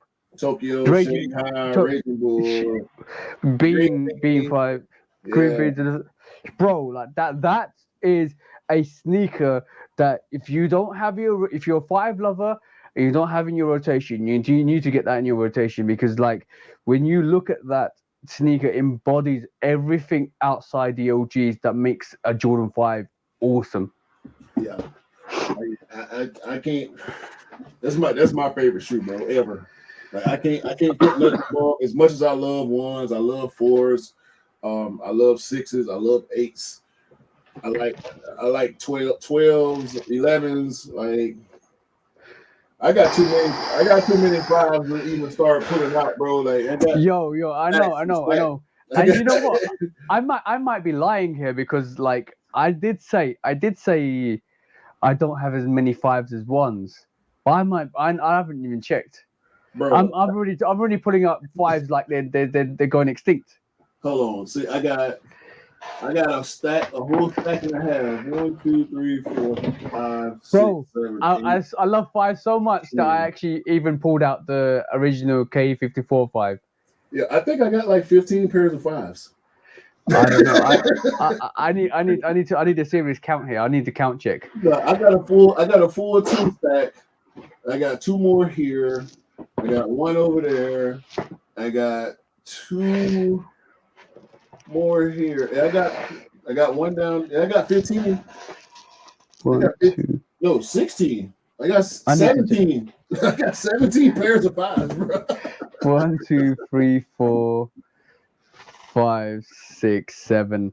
Bro, the ones I can see, I got 7 already, and I've even included the all red suede, all blue suede, the grapes. I can't see the bluebirds. That's already like number 4. It says it's 11, and I'm pretty sure I got more. Oh, satins. Yeah, So I regret it. I yeah. regretted not getting those too. I actually got them for £91, bro. They went on sale here, and I didn't get them. I did end up going back and getting the alternate Laneys because I love Yeah. those. I love the OG Laneys too, the white ones. But I think I didn't even mention the the fives. I got 18 pairs of fives. Yeah, I think I might be. I think I might be there or thereabouts with you with fives. Like you know, when you sit down and you don't really think about it, and you're like, okay, cool. I think I ain't got as many fives as I think I do. Oh, by the way, I got 2 pairs of K54 fives that released as well. One I blacked out, one I kept white. So that basically means whatever I counted there before, 7, that's 12, 13, 14, already 14, and I've not even taken account. This is just me vibing off the head. So yeah, it's ridiculous. It's and ridiculous. I got lows like too. I got 3 pairs of lows. I got the Chinese, is it Chinese New Year, the Klotz, and the Dornbecker. So 5s is it for me, man. But Yeah. I've made some regrets on 5s before. Like I should have kept the PSG 5. Because I actually should have copped it when it released as well, because I literally copped it for the bro, and I was like, yo, I'll wait for the black metallic 5s. I regret that. I regret not picking up the Anthracite 5 as well. The Ben 5s Ben 5. The black metallic is my number 1 because the Ben 5 is pretty unattainable as far as what I'm willing to spend. But if I had Ben 5s in my collection, they would be a little bit above black metallic because it's pretty much a premium black metallic. So. I would see my pinnacle 5 at the moment outside the OG has to be that Dornbecker 5, that original Dornbecker 5 with reflective blue. That to me, you cannot get any better outside an OG, like 100%. That's the meaning behind that. The poem for that little kid, that poor little kid. Everything behind that sneaker is gorgeous. Like it looks like a regular sneaker, but as soon as that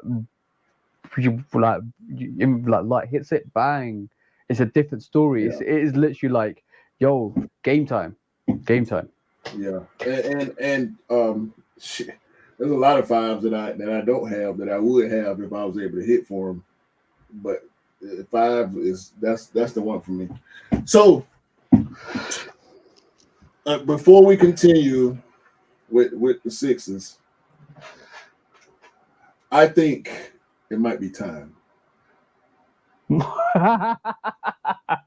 I don't think they're ready for this, bro.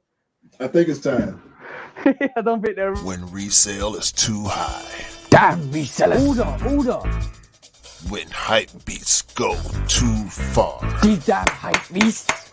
Order in the court. Order. When the back door opens. Guilty. It's time for order in the court. The sneaker court of public opinion.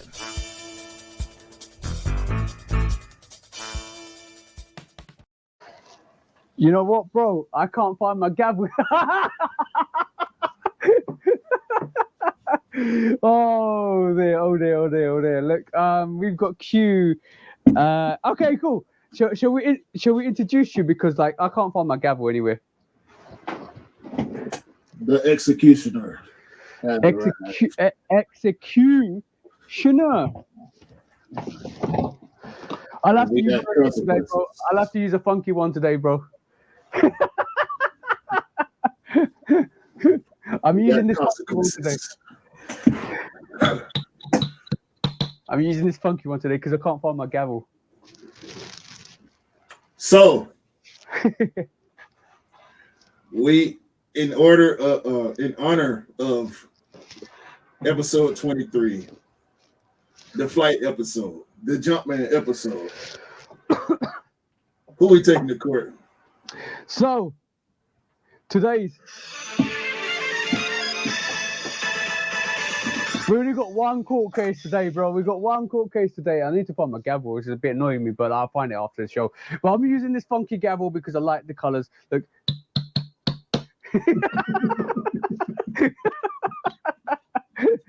Okay, so Mr. Executioner, this you're taking on your persona this week. So we're taking Adidas to court, or Adidas to court, for fumbling the ball on Michael Jordan back in 84, 85, bro. So, and we knew there's the long historics behind the fact that Michael Jordan always wanted to go and join Adidas, and he wore in 1984 in the Olympics out in the tryouts the Forum 84s. So we knew there was some history behind that, and he could have joined Adidas. But what did Adidas turn around and do, mate? They fumbled. They dropped the ball. They fucked up. They fucked up. And we used to that from the beginning. Yeah. I know I am. So there's all the, and to go by this, like, just to give more evidence how badly Adidas messed up, and how badly they could have buried the hatchet with Nike and been on top, because the Air Jordan range revived Nike. The Air Jordan range made Nike the commercial beast they are today. They basically revolutionized the brand with Air Jordan, and so much so that Adidas had to buy Reebok to kind of make a statement that they were going to kill Jordan brand with Reebok. It never worked out, unfortunately. How did that work out, Adidas? How did that work out?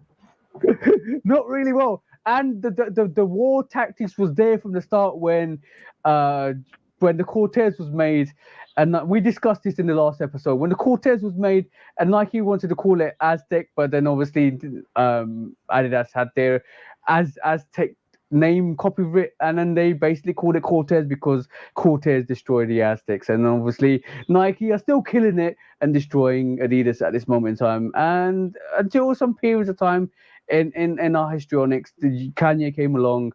I think there's little battles in between Nike and Adidas where Nike's taken some shots and taken Kobe from Adidas, and won Jordan with a contract for in 1985. And then the counter shots have been when Adidas has taken Kanye from Nike, with all that situation. So there's been victories both sides, but the main story of the day is, how did Adidas fumble that bag, bro? Because that's what they do. Listen, Adidas. Execution, no, it's getting serious out here. Y'all will never, ever, in the existence of the sneaker culture, be able to overcome what Nike and Jordan has done. Okay, the Forum is cool. I don't hate it, but it's not a Jordan one. The Shelto is cool. I don't hate it, but it's not an Air Force One. Okay, I don't care what y'all. Go get your Ringers. Go get Yeezy. Go get Bad Bunny. Go get take Witherspoon. He couldn't do nothing else better for Nike, no way. Okay, so let's flip the page for us a little while, because we know Converse was the sneaker of that time and period, because obviously Converse was the basketball sneaker, and a lot of sneakers design or similarities for the Forum 84 and the Jordan 1 took some bits of the modern day or that modern day design of Converses and revolutionized it into their own sneaker. But you shared an interesting post with me recently, and that was from Nice Kicks, and that showed the silhouettes, if Jordan silhouettes, if they were Adidas silhouettes or Adidas silhouettes, as we say now, bro. That's a whole crock of shit. This is false. We know you're behind this, Adidas. We know y'all behind this. So a lot of people like to play devil's advocate and say yo, this would have been Jordan 1 would have been Adidas 1, Jordan 2 would have been Adidas 2. That will never have been the case. You would never have seen Tinker Hatfield collab on a Jordan 3 or a 4 or Adidas 3 or a 4 with Adidas. You would never seen that. These silhouettes would not have been the same. So somebody out here, some Adidas lover out here is changing these Jordan silhouettes to make them look like Adidas silhouettes. This would never, what you're seeing on screen right this moment in time would never have been the case. It never would have been fruition. You would have seen totally different silhouettes. You would not have got the Jordan 11 or the 12 or the 13 like that. And I think we would have missed out on so many historical sneakers, bro. Garbage. This is garbage. Look at this logo. What is this? What's this layup, man? Is this layup, man? You can wish however much you want to wish. And by the way, the Jordan silhouettes. Let me just basically that famous Jumpman that you see on the icon. There's some history behind it, by the way. And we look let at me that just layup man right here. Yeah, we look at that layup. That's Shaq Man Part 2. So that let's get layup man off the screen. Yeah, so I'm just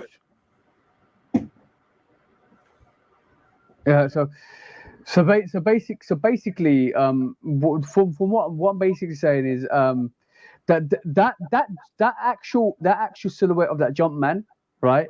That we got in terms of just that characteristics that we see on every single sneaker, every single like at the back of some Jordan non-retro OG 5s. That Jumpman was done when after the back-to-back slam dunk victories, a photographer actually took pictures of him and on just a figure of him jumping and leaping in with a basketball in his hand, and that became the poster and then immortalized the athlete as a child in every childhood's bedroom as a silhouette of that Jumpman, and that's been trademarked by Air Jordan. That's the Air Jordan trademark that we all know and love. So, in retrospect, that layup man is just garbage. I don't know who did that. I don't know who did that. I do not know. The clowns over there at Adidas. That's who did it. We know y'all behind this shit. We see what y'all doing. We see it. It's not gonna work. We're not buying it. Okay. Keep it over there. I would love to hands down. I would love to see what would have become if Jordan had joined Adidas and what kind of silhouettes they would have produced. I don't think Air Jordan would be a range. I think Yeezy became a range in Adidas because of Air Jordan. Mm-hmm. And that revolutionized it. From what I was hearing back in 84, 85, Adidas didn't want a black man to be the front of their company. And Nike took the risk. I don't know how much of that is true, how much of that's racially driven. I don't like to believe it or look into the facts of that. But it took Adidas a long time until they fronted Yeezy as a person that was going to take that brand forward, and it took them almost until 2015 to actually do that. So from my perspective, we would not have seen an Air Jordan range or Air Jordan line, and however much you want to believe it, I don't think we would have seen that. I think there would have been another, like they said, they did just want him to be another athlete, just like all the other athletes at Converse, just like all the other athletes at Adidas. They just want him to be one regular athlete, just to wear their sneakers and for people to buy that. We would not have seen the range we're seeing with Nike and Jordan. We would not see Soul Control from Michael Jordan on these silhouettes and in much influence. We would not have seen Tinker Hatfield on those ranges either. So we would not have seen Peter Moore's Jordan 1 design. So however much you want to look back and sit here and reflect and say that Jordan 5 could have been an Adidas 5, that would never have been the case. No. Never been the case. And that would have been a massive loss to all of us, I feel personally. The sneaker culture would not be what it is if Michael Jordan had signed and stayed with Nike. So, Adidas. Where you find them, bro? You're the executioner. You can give verdict. Guilty. Guilty as charged. Guilty of dropping the ball on Michael Jordan. dropping so many balls over the years, and Kanye- that smiley. Kanye can't That save smiley. y'all. He don't like y'all That- either. It's that smiley face tells you guilty as charged. That was the only court case we have today, and the sentencing being Adidas keep pushing boundaries and doing better, because at the end of the day, Nike did it the best way. Nike have always done it the best way, is look after the athletes first and foremost, and make sure they perform the best they can do in the gear and the merchandise that they're given. And that's the way you revolutionize the game. Everything else is secondary. If your athletes ain't performing, then to the gear and the merchandise and the products that you give them, that's the problem. And Derrick Rose playing for the Bulls when he signed don't help y'all. James Harden ain't gonna save y'all. Damian Lillard ain't gonna save y'all. It's too late. Y'all missed the boat. Y'all dropped the ball. Y'all fumbled the bag. Guilty. Guilty. And that was court of public opinion today, with Judge Public Opinion and Mr. Executioner. We'll see you in court next week again. Y'all suck, niggas. When resale is too high. Damn resellers. Order. When hype beats go too far. These damn hype beasts. Order in the court. Order. The back door opens. Guilty. It's time for Order in the court. the sneaker court of public Guilty. opinion.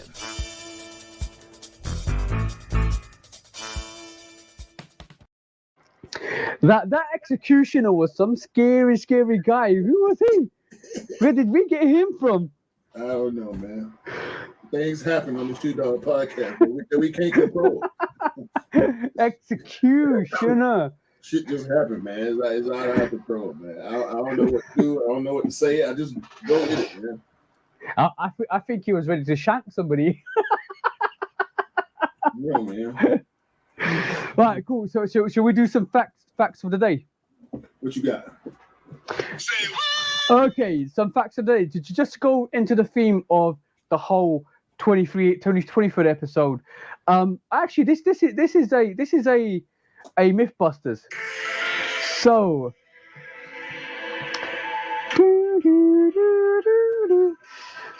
basically, we always know that Michael Jordan. Well, there's rumors that Michael Jordan was axed from his college team.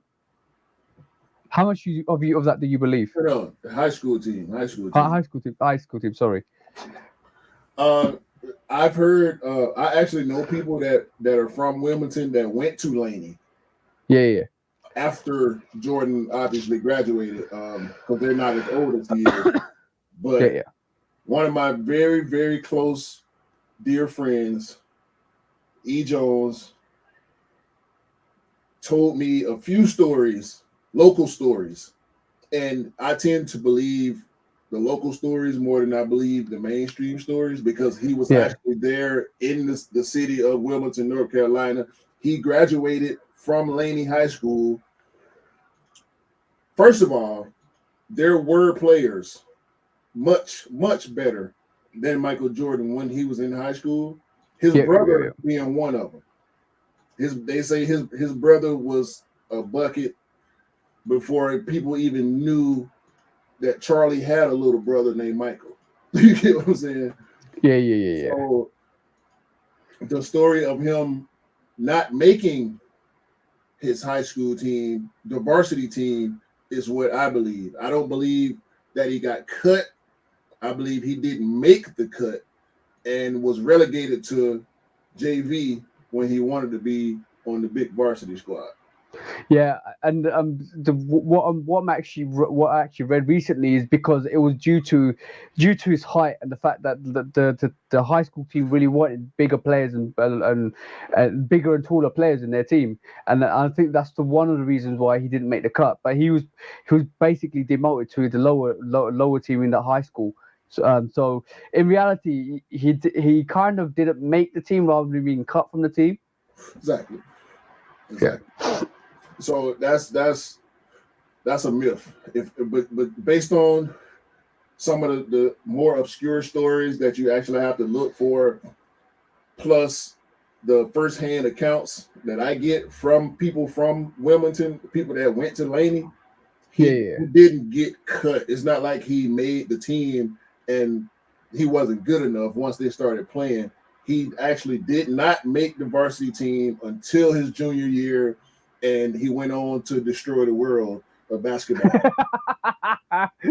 And destroy the world he did. I mean, like now, I don't believe there's anybody on the planet of a certain age that does not know who Michael Jordan is. If you were born till this day, bro, till this day. If you were born after 1950, yeah, you know who Michael Jordan is. Like my 9-year-old niece, I'm sorry, my 11-year-old niece has never. Guess what I found? Of course, you find it after the fact. Yeah. My 11-year-old niece loves Jordan shoes. I just just bought her first pair of ones. But when I would take her to the mall with me, and we go in the shoe. It was actually a Jimmy Jazz at Stonecrest, and we walking past, about to go inside, and they got video monitors in the window, and they're playing Jordan reels. I guess is the best way to put it. It wasn't a full-on highlight tape. It was maybe like a 2-minute reel of just, tongue out, layup, double clutch, free throw line dunk, a lot of his greatest moments they were showing, the shot over Elo with the fours on and the fist pump and all that. And I asked my niece, she was 9 at the time. She's 11 now. I said, do you know? I said, do you know who this is? Do you know who this person is? She goes, yeah, that's Michael Jordan. I say, do you know who Michael Jordan is? She said, yeah, he's a basketball player. I said, you know who he played for? She said, no. I said, he played for the Bulls. Okay. I said, do you know what he looks like? No. She knows. You know what? The myth runs before the legend, which runs before the actual person in real life. Yeah, and you know and his rep and you know what it is.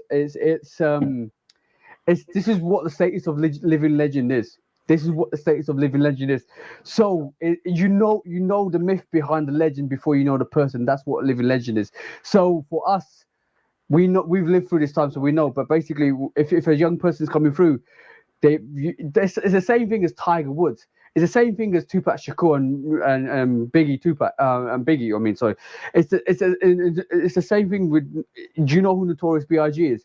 No, but I know he was a Brooklyn rapper. I know he did Hypnotize, and I know his songs, but I don't know what he looks like. That's a living legend. Same with Tupac. Yo, I know who Tupac was. I heard of his music. I heard Hit 'Em Up. See what I'm saying? Yeah. I know, but I don't know what he looks like. Right. That's what the young kids now. If the young kids know now what that mystique is behind the character, and all of these characters have mystiques before you know the player and know the person. But we live through that, so we know. But this is what you call live legend. So some of these people like. You know who Jay-Z is? Yes, I know who Jay-Z is. I know Hard Knock Life. I know this song. I know that song. I know the album, but I don't know what he looks like. And this is what you call a living legend. So right. Did you get that with Tiger Woods? You'll get that with Serena Williams in some cases. You'll get that with with Michael Jordan. You get this is what it means to be a living legend. Yeah, and I think it's partly because Jordan. Not living legend. Somebody's obviously Tupac and Biggie are dead, but or passed away. But I'm talking about legends themselves. Like the mystique behind them is what creates a legendary status. Yeah, and Michael, he's not the first guy to jump in front of the camera. Like, I just saw a clip, which was bad. Some fans were outside of the parking lot for the Charlotte Arena, where the Charlotte Hornets play. We know Jordan is one of the majority owners of the Charlotte Hornets, and they were looking to see Melo. They wanted to see LaMelo Ball come out, get in his car, possibly get an autograph, possibly get a picture. And before Melo came out, MJ came out. And the guy started going, "Oh, Mike, it's Michael Jordan. It's Michael Jordan." And Mike was like, Get out of here, man. You ain't even supposed to be here. What you doing?" And the guy said, Mike, can I get a picture? Can I get a picture? And Mike said something like, "No chance." Like, ain't no way. Like, I'm not, nah. We ain't doing this, ain't the place for this. You know what I'm saying? Michael Jordan is so aloof, bro. Like we see pictures of him when he knows there will be pictures of him. If he doesn't expect for people to be there or cameras to be there, he ain't with it, bro. Mike ain't with the shit. He too rich. He too famous. Like, he dealt with it for, bro, when The Last Dance, when you realize, when you watch it, and you know it's Michael Jordan. Like, he's one of the most famous people in the world. So you have to know everywhere he goes is not normal. Like, he can't go to the gas station and buy a Twinkie. You know what I'm saying? They're gonna have to shut down the parking lot because it's him. When you realize how much he had to go through during his playing days, you have to understand he don't give a fuck about fanfare at this point in his life. Like, he want to do his business. He want to go live his life, his private life. He is so far away from wanting to be, like, you won't even see him. Have we seen Jordan wear a pair of Travis Scotts or Off-Whites, or like, he don't even. The only time he wears anything is when he wants you to know he's wearing something, and that was a couple of years back when he wore. I don't know what he wore again now, but he wore white cements. We've seen him in white cements. We've seen it. I mean, obviously during his playing days, we saw him in everything that released while he was playing. Yeah, but he was wearing a set of mids the other time as well, like recently. But he wanted you to wear. He wanted you to know he was wearing mids. But he played in mids. Yeah. His Chicago ones were often mids. He also played in lows. Yeah. But they were PE, so they weren't the average mid. You know what I'm saying? They were made specifically for him to hoop in. So we're gonna rattle through some of the facts. So another fact for the day. Another fact for the day is so basically, Michael Jordan was credited with wearing baggy shorts, right? And it basically created a fad for everybody wearing baggy shorts. But do you know why he wore baggy shorts, bro? Because he ain't like them coochie cutters they was wearing in the 80s. Yeah, I know, bro. It's because he wanted to keep continuing wearing the UNC colorway of shorts underneath his Chicago Bull shorts. And then basically he wore them every single game. And this is why he created an illusion of baggy shorts. And the thing is, there was, like a lot of sports players, and a lot of people have got this like affiliation of wearing something because it brings them luck, or doing something because it brings them luck. And that was Jordan's way of bringing him luck. So he used to have the UNC shorts underneath, and then wore the Chicago Bulls shorts on top of them. Yeah. And he created that baggy look. I believe it was his practice. The UNC practice shorts that he used to wear. But we know athletes, a lot of athletes are very, very superstitious, like to the point where it's weird. I can't remember exactly what player it was. He won't play a game in less than 3 pair of socks. So I think LeBron is one of the guys where no, it's actually DeMar DeRozan. DeMar DeRozan, and he's a Jordan, Nike, Kobe guy too. If he has a bad half, he'll change his shoes. If the first half doesn't go the way he thinks it could or should have gone, he changes shoes. If he has a good half, he'll wear that shoe for the rest of the game. So superstition, bro. Superstition is massive. Athletes, it's crazy. Yeah. We got two or three more of facts for the day, but no, before he began his senior year at high school, Michael Jordan's father advised him that he should become a mechanic, and work with his hands because he was good with his hands. Can you imagine? Stop. Can you imagine? But basically, he had his breakout senior year, and it changed his future because in his senior year he is averaging a triple double of 29.2 points, 11.6 rebounds, and 10.1 assists, and basically was selected for the McDonald's All-American team. So can you imagine if Michael Jordan was basically elected or became a mechanic? It would be the best mechanic ever, bro. You know what? I want to say yeah, because he was basketball crazy, but it was that moment. It was that getting cut. If do you think if he would have been able to be on that varsity team, that he would have became the player that he did? So Michael Jordan's always renowned for having a push and that drive and always overcoming adversity. And sometimes you need when some players, and I believe this totally, when everything's given to you, you don't really respect it and appreciate it. Right. And sometimes everything happens for a reason. And I believe that was the catalyst for him to become and showcase what he became. So, and this is the same thing in my life as well, so in other people's life as well. Sometimes certain things happen to you for a reason, and you realize it happens to you for a reason. And when it does happen to you, it makes you. I wouldn't be in the position I was in right now if it wasn't for certain things in my life. So I do believe everything is destined to be the way it's supposed to be in our reality. And if it doesn't happen that way, then you don't appreciate it and you don't excel to the way you need to be. So I believe maybe he wouldn't be the same player. I think he would have been great anyway, but I don't think he would have. Would he have the same drive and enthusiasm? But being beaten up by the Detroit Pistons, would that have been if that didn't happen? Would he have gone and won 3 peats? I don't think he would have got 6 rings if the Pistons didn't beat on him the way he did. They did. And made him react the way he did. Exactly, and setting up the Jordan rules to stop him. Right. Knock him out of the air. Don't let him jump. If you let him jump, it's over. If he does jump, knock him down. And because that developed his game to being different, to play differently, to maneuver differently, to score differently, and the main thing was the weight room. Yeah.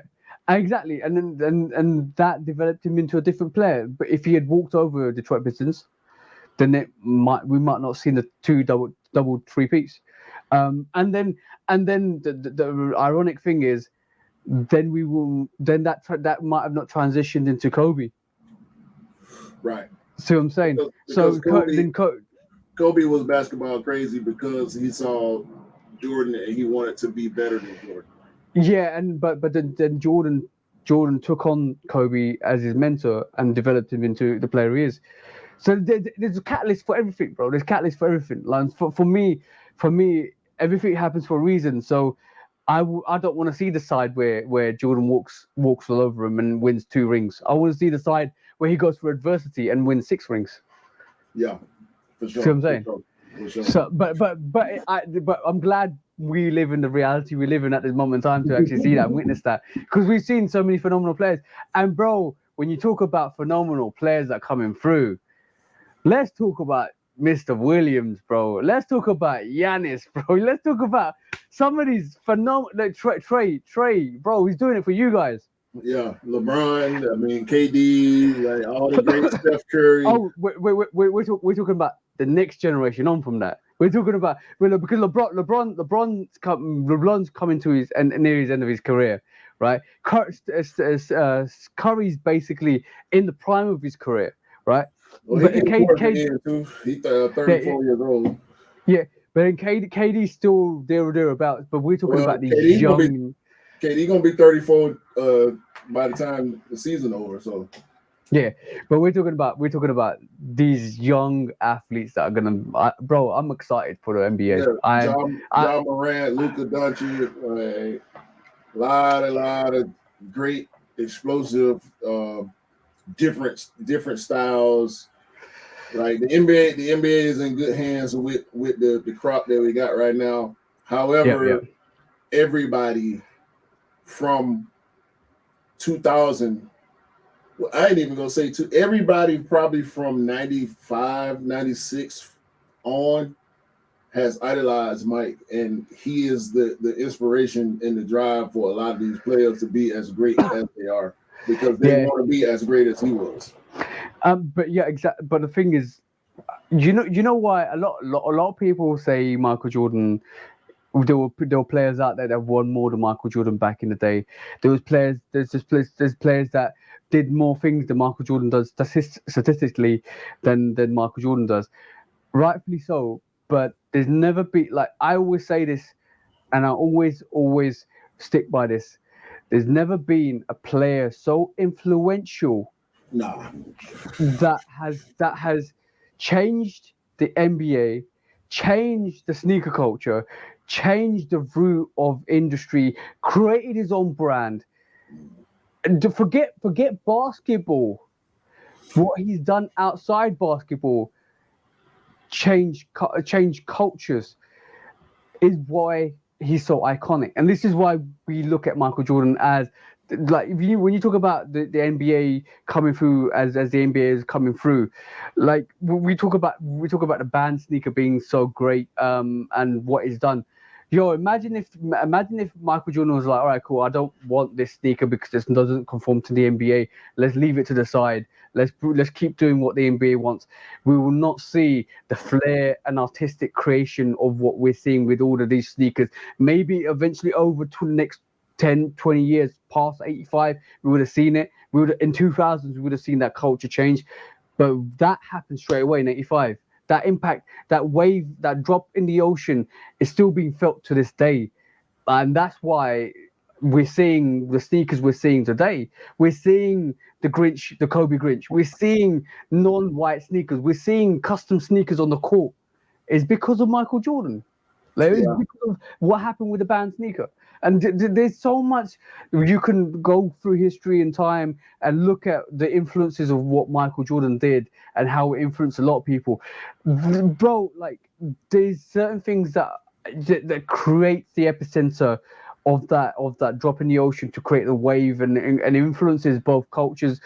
Like, bro, in 85, everybody shifted their attention. The urban ghettos and the projects shifted their attention to Michael Jordan as their savior. That happened, bro. Yeah, it was definitely a revolution that was created, and we wouldn't see as many signature athletes as we do. I mean, most of the guys that we named have signature shoes. That would not be the case if it wasn't for the Jordan 1.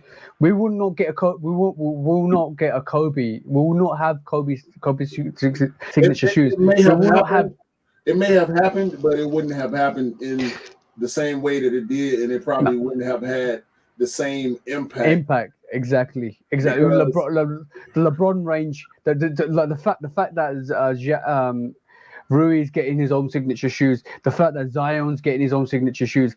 This is the impact from 1985 with Jordan. And it's funny that now, for me anyway, we're starting to see the Jordan signature athlete be able to kind of separate themselves from the brand. Like, we have to, because we love the Jordan retros, we kind of get tunnel vision when it comes to the brand. Like, the brand is about Michael. It was created from his legacy. But now with the Zion and the Luka. Oh, bro. I'm just saying, if Zion destroys the NBA like you think he's gonna do next year, and it doesn't matter if he does, it doesn't matter if he doesn't win a ring or anything like that. But if he becomes the MVP or just like the best player in the NBA next year with the Zion 2s, that Zion 2s is going to be one of the sneakers that everybody should be looking at. Trust me, bro. The Lukas, the Luka ones that we got previews of. Luka has already been given the superstar moniker. Because of that, you can get a little bit of separation from the brand, and just this is the Luka Jordan shoe. It's like the Zion. It's the Jordan Zion too, but Zion is such a huge figure in the sport and in the culture that I think over time he will begin to separate himself along with Luka more than a Chris Paul, more than Carmelo Anthony, more than a Russell Westbrook, guys that had signature shoes under the Jordan moniker. I think they were waiting. I think Jordan and Nike were waiting for the Kyries the Kyries and all of the people you just mentioned to kind of break away and do something great. And why do you think LeBron's got his own range? Why do you think Kobe's got his own range? Because they went from having just retro Nike sneakers. LeBron's worn all sorts of sneakers through his junior years, the Reeboks, Adidas, Jordans, Nikes. But once he stepped up and he started becoming the superstar that he wanted to be, that the brand saw him being, they said, "Yo, we're going to give you a LeBron range." No, it was day one. Like he played for an Adidas school. As soon as he declared, and everybody knew he was going to be the number one pick, they gave him a big contract and a signature shoe, the Zoom Generation. Even though it's not called the LeBron, it's LeBron's shoe. That LBJ logo is on that shoe. Nike is on there too, but that LB23 logo is there. And I feel like it's interesting because I feel like Jordan brand are getting more involved. Like I got told this the other day and I agree with it. Like everything retro Jordan wise is fine, but you can't wear anything 30 Jordan 30s onwards. You can't really wear them in casual wear because they're designed for basketball sneakers. Yeah. And everything beyond that now, it feels like, I think really, as a matter of fact, I can see Rui getting his own signature sneaker. If he keeps doing as well as he's doing over the last couple of years, even through COVID, right, I can see Rui getting his own signature sneaker. They've just given him a Jordan 8, but they're also giving him another couple of silhouettes here and there, with the 34s and stuff like that. But I can definitely see it. I think Nike and Jordan are stepping away from just doing like a Kyrie signature sneaker, even though it's a signature sneaker for him. But I think they really want the cream of the crop there to emulate what Jordan's done. But it's always been basketball shoes. The 90s styling started to fade, which is part of the reason why I love retro so much, is because they are styled for the times, and we get different materials, we get different colors and all that, but technology, the advances in technology that the companies are putting in the shoes now takes away from the design aesthetic, the casual appeal, because these players are wearing this stuff on the court just like Mike wore his stuff on the court. It just so happens that Mike's stuff look better than everybody else. So I don't think it's because the tech is there. We got Air later on in the Jordan 12, we got Zoom. So the tech has been there, but the aesthetics have started to not be there as much as the tech is. It's all about performance. It became functional. It became functional rather than casual. And then unfortunately, with functionality, you lose the casual aspect because you can't wear any of the 34 range. You can wear the 30 range. Definitely, it looks like a Jordan 1, but like a pro of a Jordan 1. I agree. But then even 31, 32, 30, then that kind of start to mimic all the Jordan 2s and the 3s and the 4s. It doesn't fit. It doesn't really fit within that range because I like the 33s. I would wear 33s casually.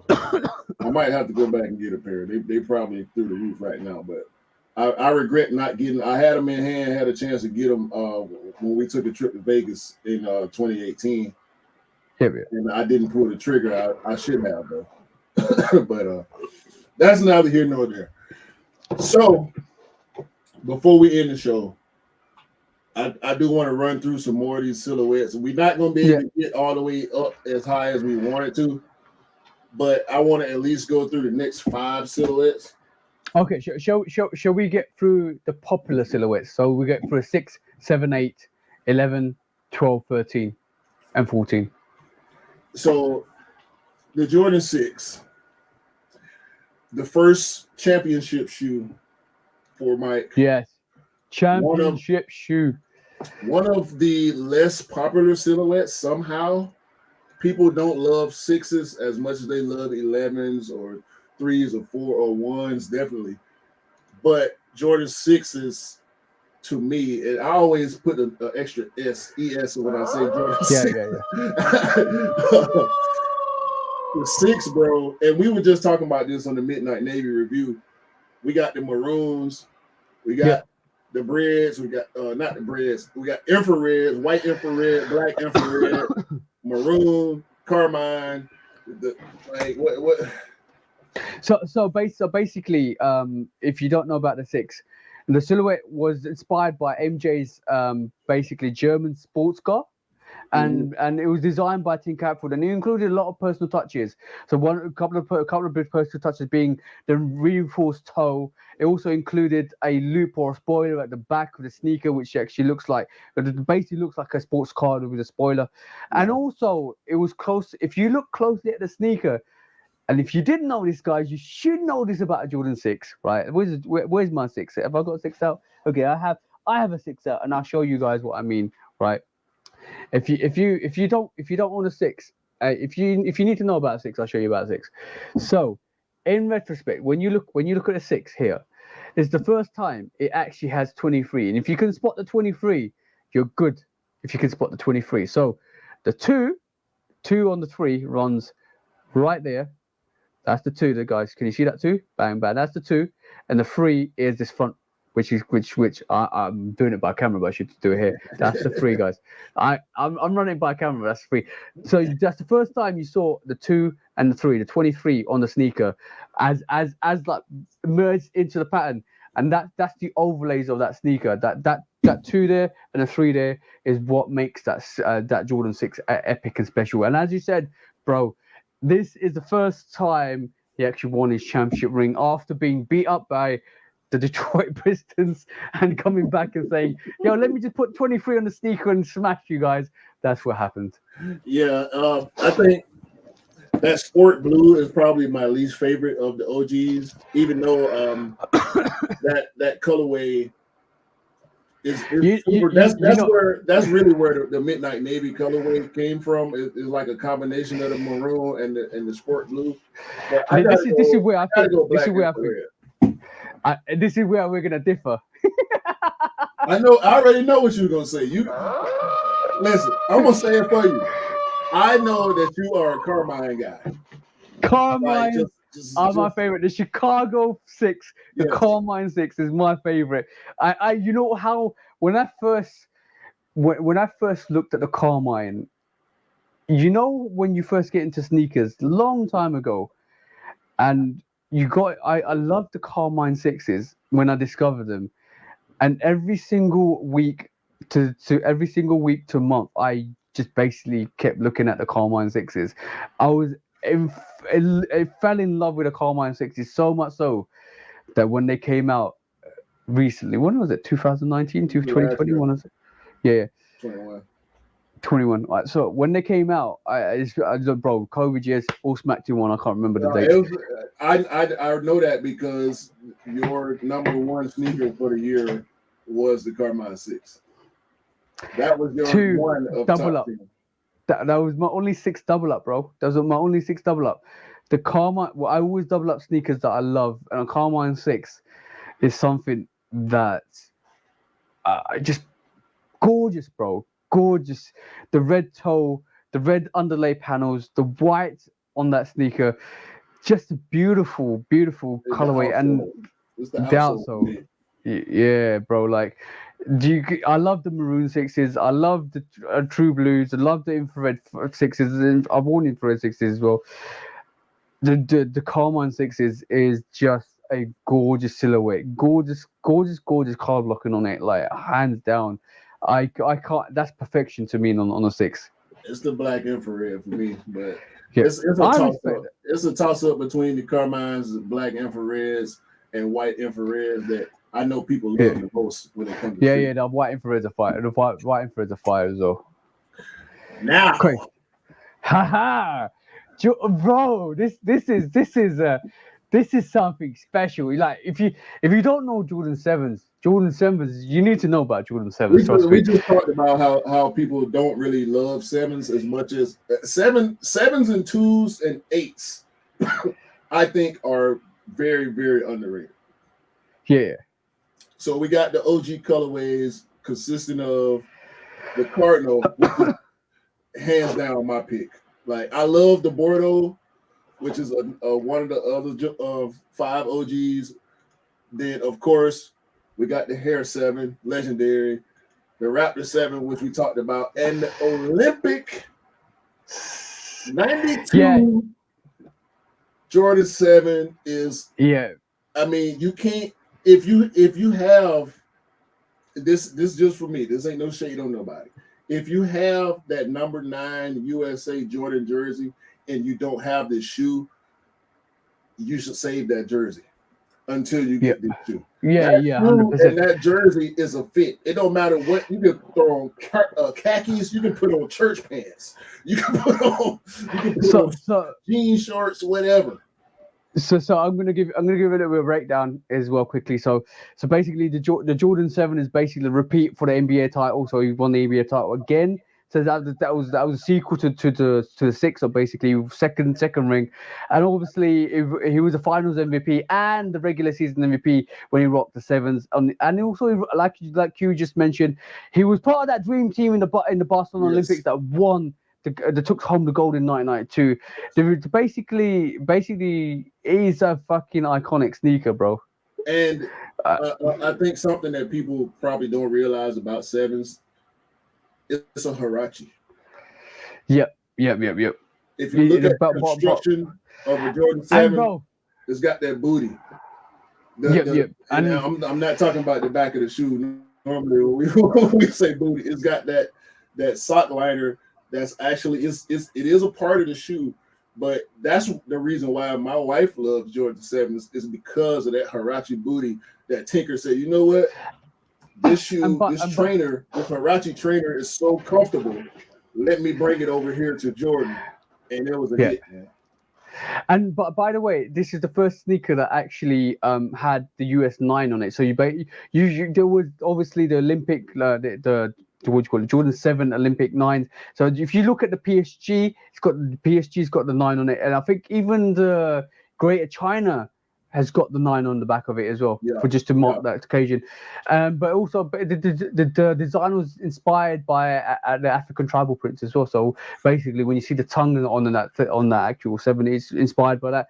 But also, just last but not least, that's where they start to introduce Bugs Bunny into the whole equation, like you just said, the Hair 7s, right? The commercial, they started doing commercials with Bugs Bunny to alongside the Air Jordans to promote that, and you see that raw on the 8s as well. That began the Space Jam conversation also. Like if it wasn't for the Hair 7, there probably wouldn't have been the Space Jam. And the Space Jam colorways that we've gotten on several silhouettes that we'll talk about a little later. There was a Space Jam 1 that came out years ago, but that Space Jam, that black and Concord with that clear bottom, is classic, bro. I think I want to see a Space Jam 7. Just period. I want to see a Space Jam 7. They've got the Hair 7, but you'll be interesting to see Space Jam 7. And the closest I've seen. The closest I've seen to a different variation of a Space Jam, I got the SB Dunk High Space Jam, which has got the clear bottom. I want to see something like that.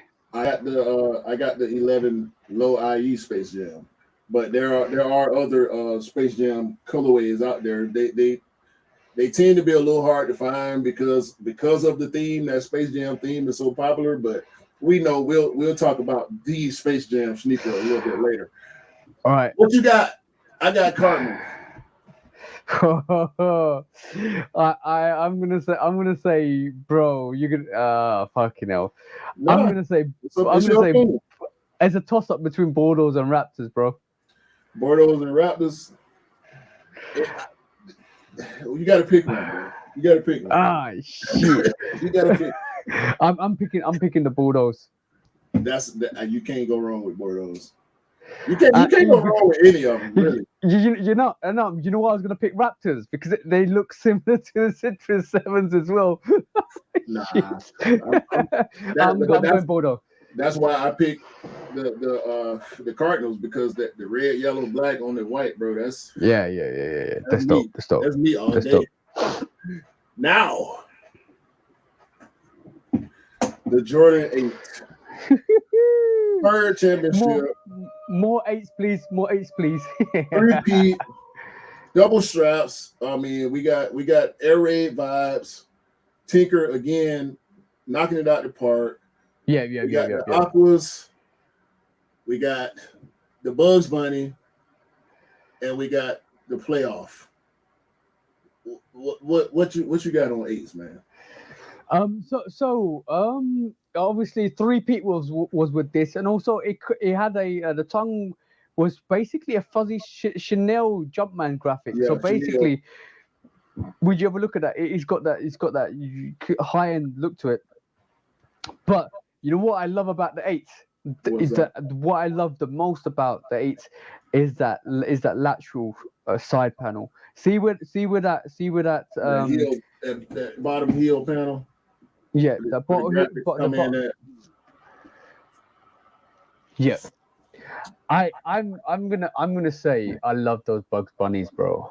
Yeah, if I'm gonna choose between these three OGs, it's got to be the Bugs Bunny. Yeah, that's probably the most popular 8. I mean, the Aquas come in, I think, second.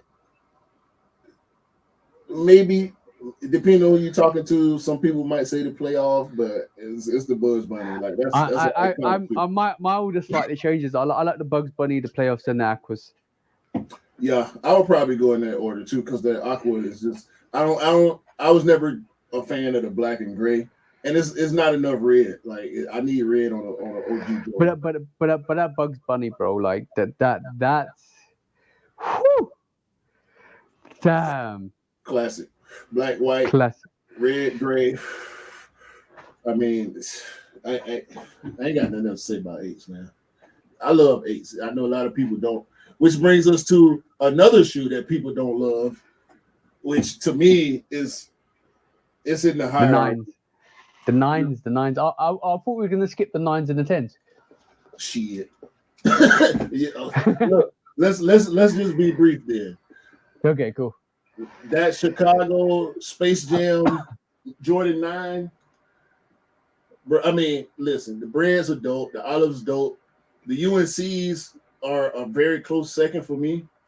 But when it comes to Jordan 9s, that you can't beat that Space Jam.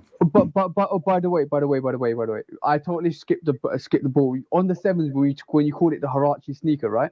Mm-hmm. It's really fascinating because like basically when you look at the Huarache sneaker had a massive influence on a lot of silhouettes. That was semi taken on the Air Trainers, that was semi taken on the 7s. There's a lot of other inspirations behind Huarache that basically came from the Huarache, and we don't realize it came from the Huarache because that is another banging sneaker from Tinker. And if you look at the high top Huaraches, whether it's the one with the strap or without the strap, you can see the design similarities in the Jordan 7.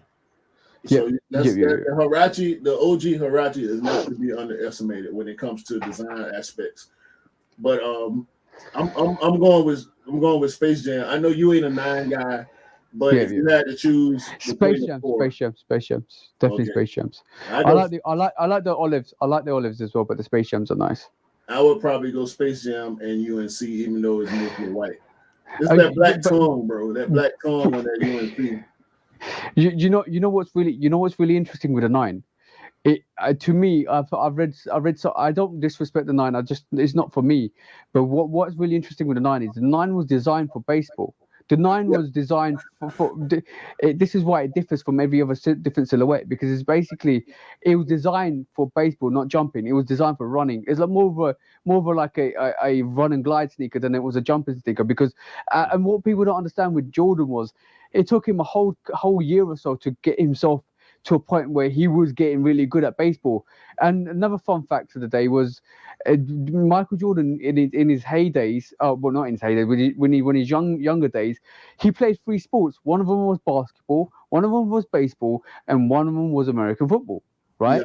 Yeah. And Go ahead. and he was great and what people don't also understand is and they're very disrespectful with it, is you need different conditioning for all different 3 sports. You can't be a basketball player and play baseball. You can't be an American footballer and play basketball, right? You have to condition your body to do. And he was getting there, and he was getting good at it in realistic terms. And this is why the Jordan 9 is relevant to that sneaker range, because basically that and the 10 were designed for baseball. Speaking of 10, and these are the more bootish colorways, not colorways, silhouettes rather. But Yeah. the 10, bro, people disrespect the Jordan 10 way more than any other silhouette, in my opinion. But when you look at the OG colorways of the 10, I don't understand how you can dislike this. Like, it's tougher build, it's a little more bootish. But bro, the Steel 10 is probably one of the greatest sneakers ever. Yep. Like the outsole, the mud guard, the leather build, the lacing system that came with the 9s and the 10s. Yeah. Bro, it's revolutionary. And you know what one thing I'm definitely say about the 10s, right? You know why? You know why it's got all the accolades at the bottom? Why you say? It's basically they never thought Michael Jordan was going to come back to best. I think they thought that he was never going to come back, and it was over in basketball. So they put all his accolades to remind people of what he did in basketball. Steel 10, bro. Yep. If you had to pick? Steel or the Shadow? I like the Shadow, but you're right. The Steel 10. The Steel 10 is definitely a dope sneaker. 100%. And it's bearing colorways. We got the red Jumpman on the outsole on the bottom, but it's white, black, and gray for the Barons, the team that he was playing for at the time. So yeah. But now we come back to some severe. The Jordan 11 is just when you thought it was over. Oh shit, it's back again. The 11 is majority of Jordan lovers' favorite sneaker. And you know why? You know why? You ask about Jordan, it's the 11, the 3, or the 1. Yeah, and you know why? And I said it just a minute ago, because it's basically is MJ saying I'm back with a vengeance, en route to one of the most impressive years. Basically, it's like, yo, you thought I was God, now I'm back. I'm back. He killed it. Another championship, changed the game, changed the sneaker game, changed the fashion culture, because people wore, and to this day still wear, Jordan 11s with suits. Yeah, and basically the Air Jordan 11 was supposed to embody the performance and aerodynamics of being in the basketball sport again.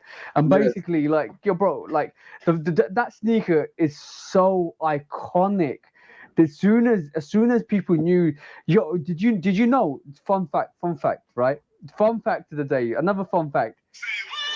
Did you know Michael Jordan saw the sneaker that Tinker designed, wore it without Tinker and Nike's permission, and then basically it created a chaos hype that was the Jordan 11. I mean, as if he needed permission, right? Like as if he needed permission. They told him not to wear it, but he was like, "No, I'm wearing it. Wearing it." The patent leather, believe it or not, is a functional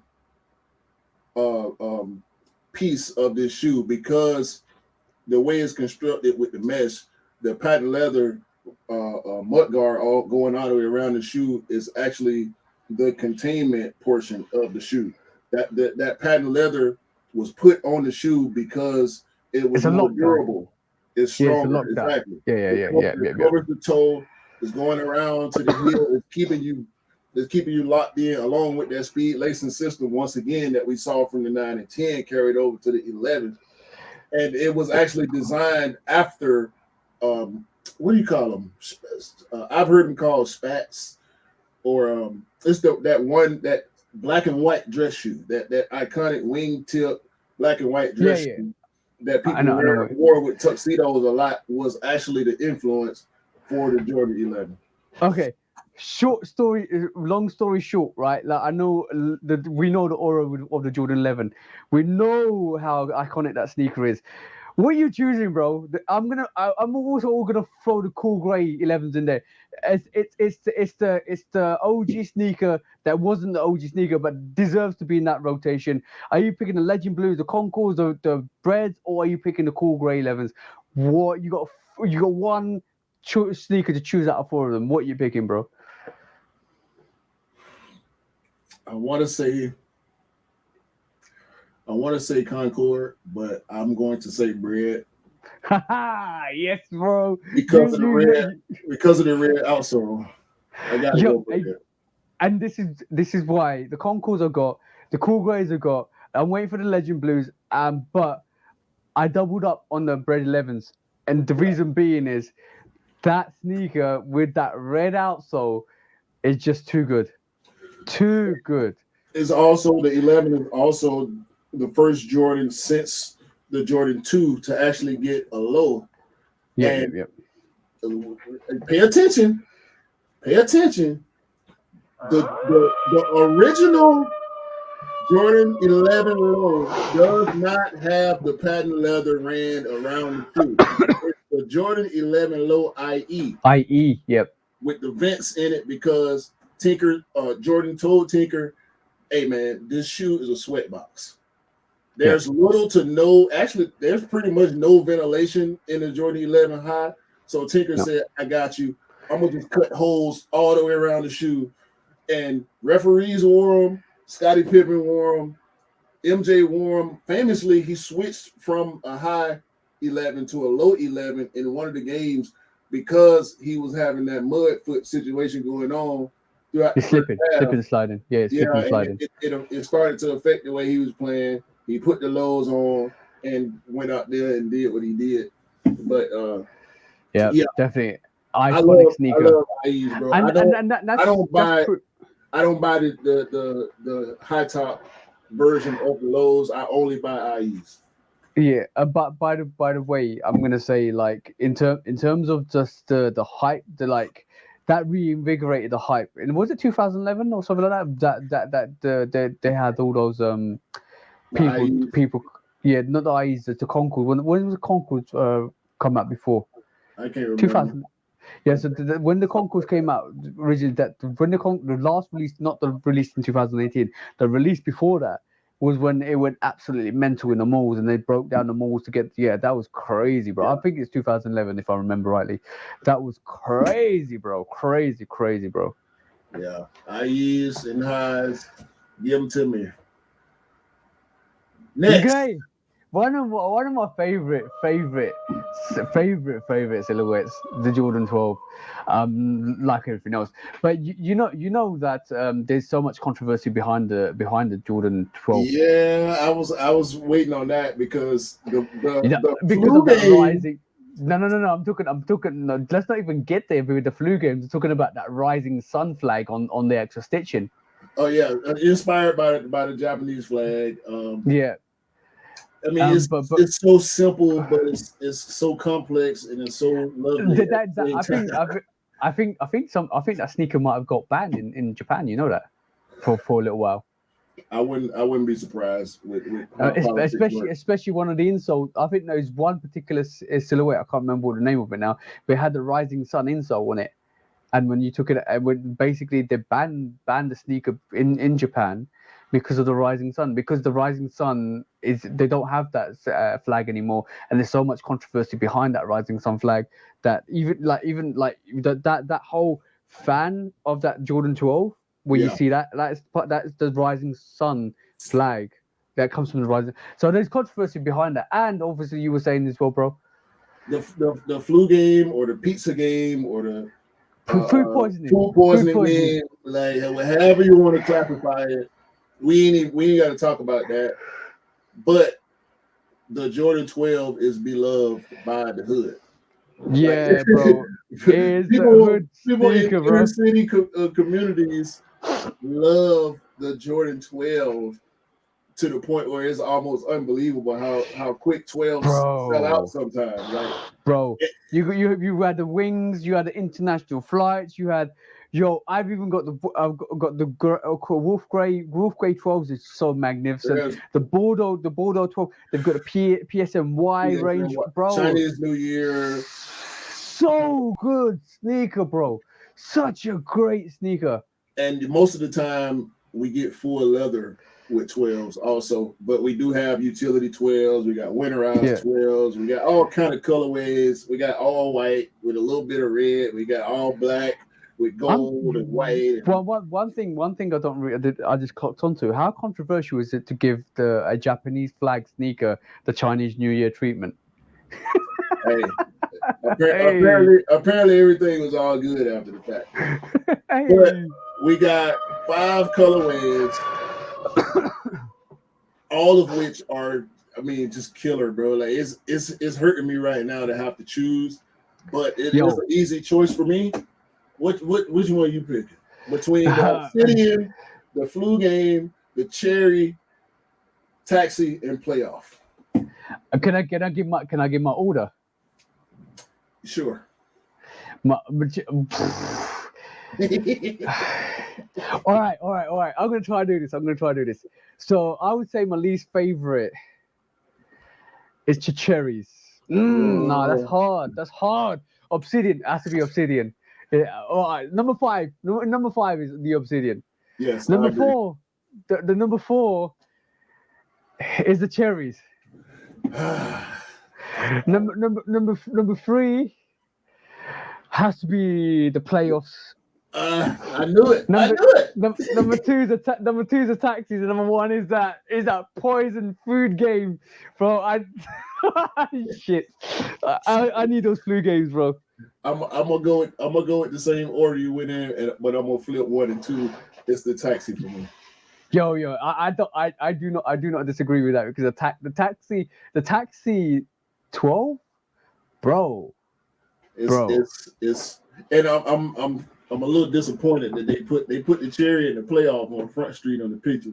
But to me, that Taxi, the OG of OG colorways, the first Jordan 12 that we saw. When I saw that shoe, I get a feeling.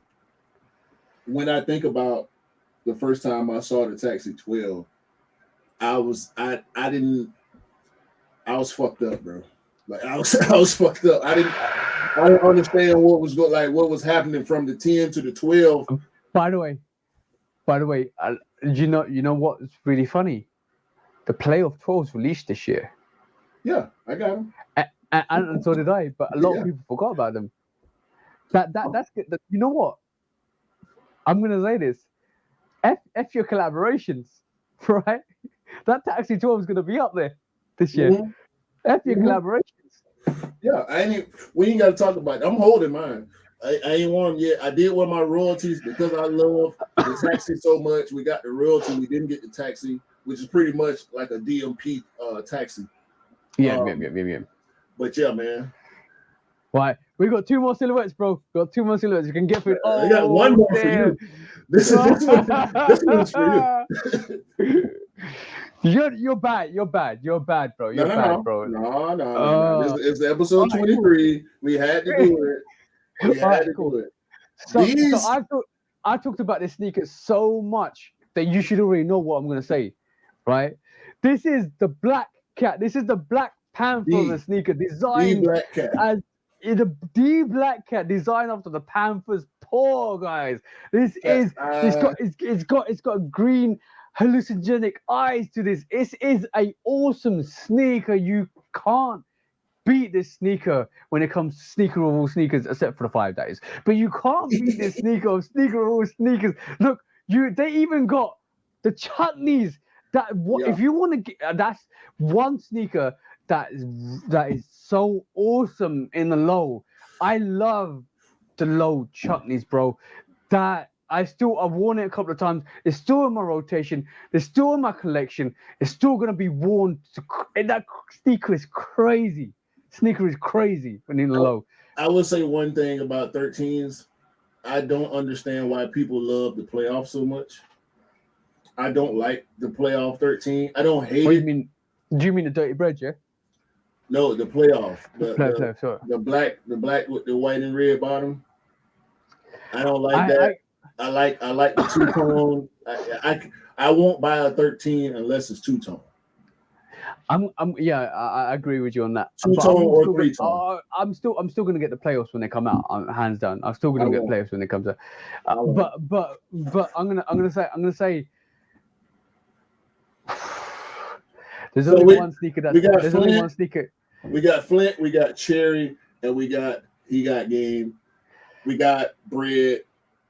Is there a choice of? Ain't no choice, bro. You already know. Ain't no choice. Denzel, come out with your sneaker, bro. Ain't no choice. Denzel, come out with your sneaker. He got game every single day, bro. Every single day of the year. The He Got Game Jordan 13 is top 10, possibly top 5 in my collection. Out of everything I got. Yeah. Collabs. I can tell you. Except for the I've got the Flints, I've got the He Got Games, I've got the Breads, I've got the Chutneys. The only thing I'm missing is the other two variations on that. And then the playoff. Candy Cane, playoffs and Candy Cane. But like all I'm gonna say is, this is how good the He Got Game is. I got the Obsidian 13s because of the He Got Games. Yeah, that's how good the He Got Game. 13s are pretty much a blue He Got Game. Exactly. So for me, He Got Game is the dopest sneaker in the 13 rotation, hands down. Yeah. You had Allen Iverson and you had Denzel Washington do the He Got Game movie. Sneaker wasn't even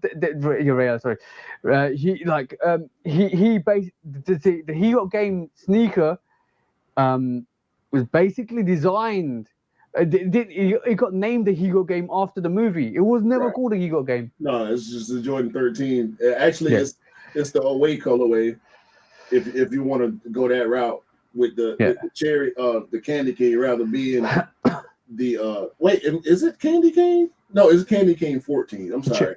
Cherry 13. Cherry 13. The Chicago 13. Yeah, we're gonna go to Chicago 13.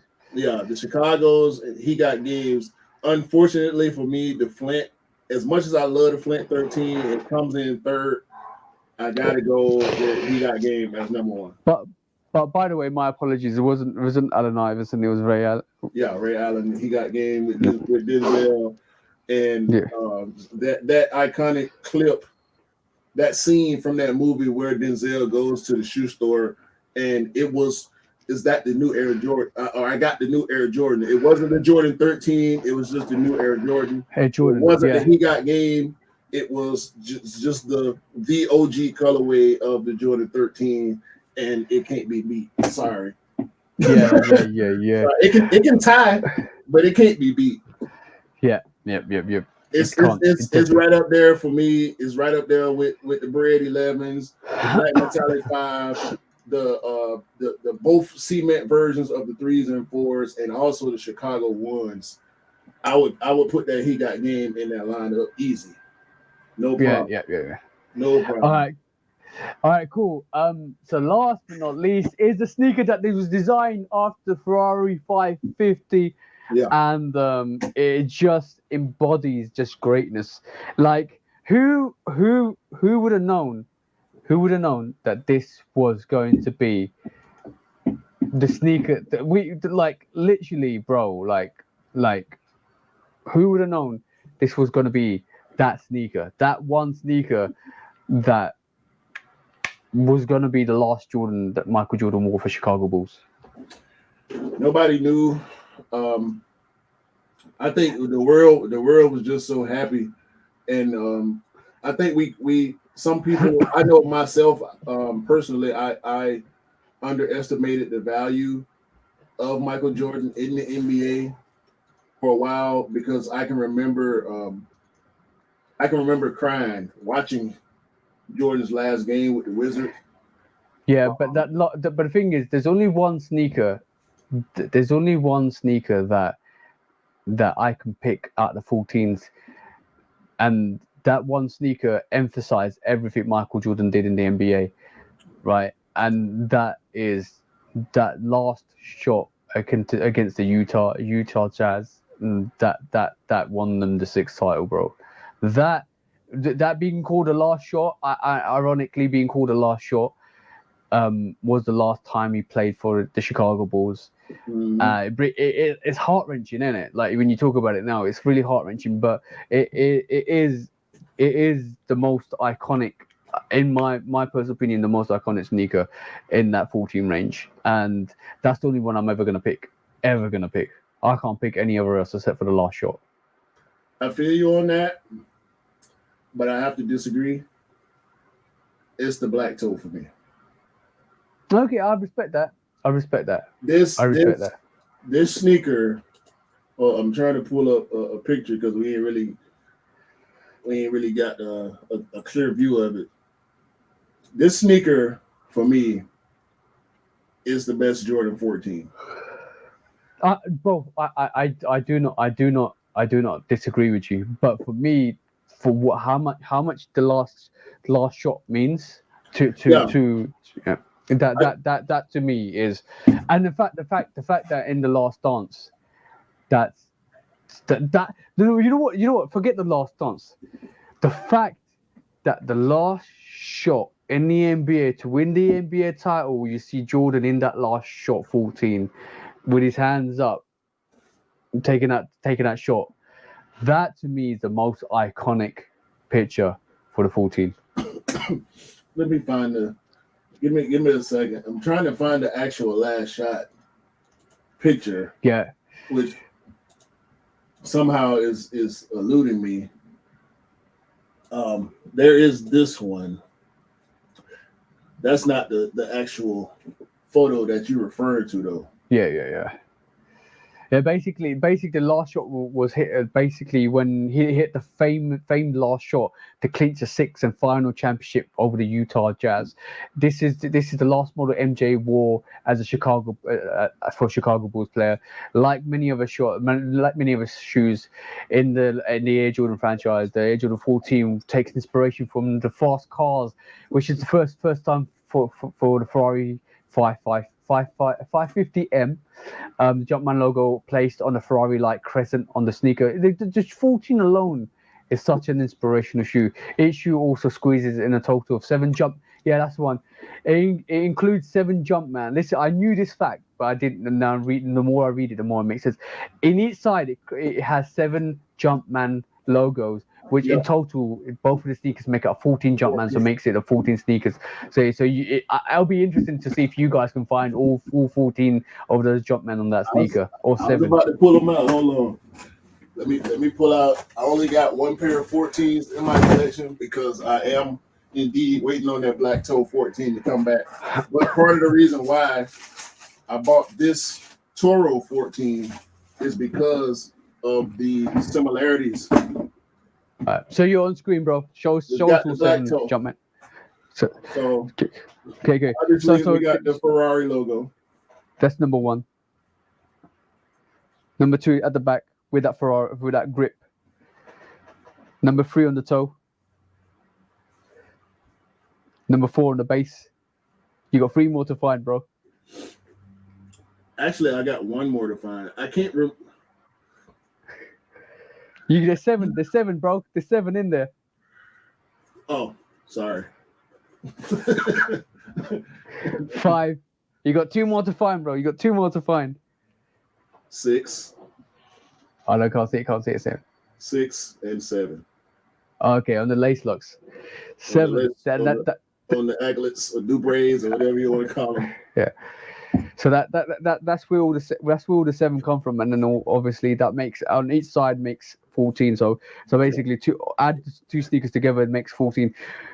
But that is the infamous picture of that last shot. Absolutely awesome, bro. Iconic. Moment. I didn't cry when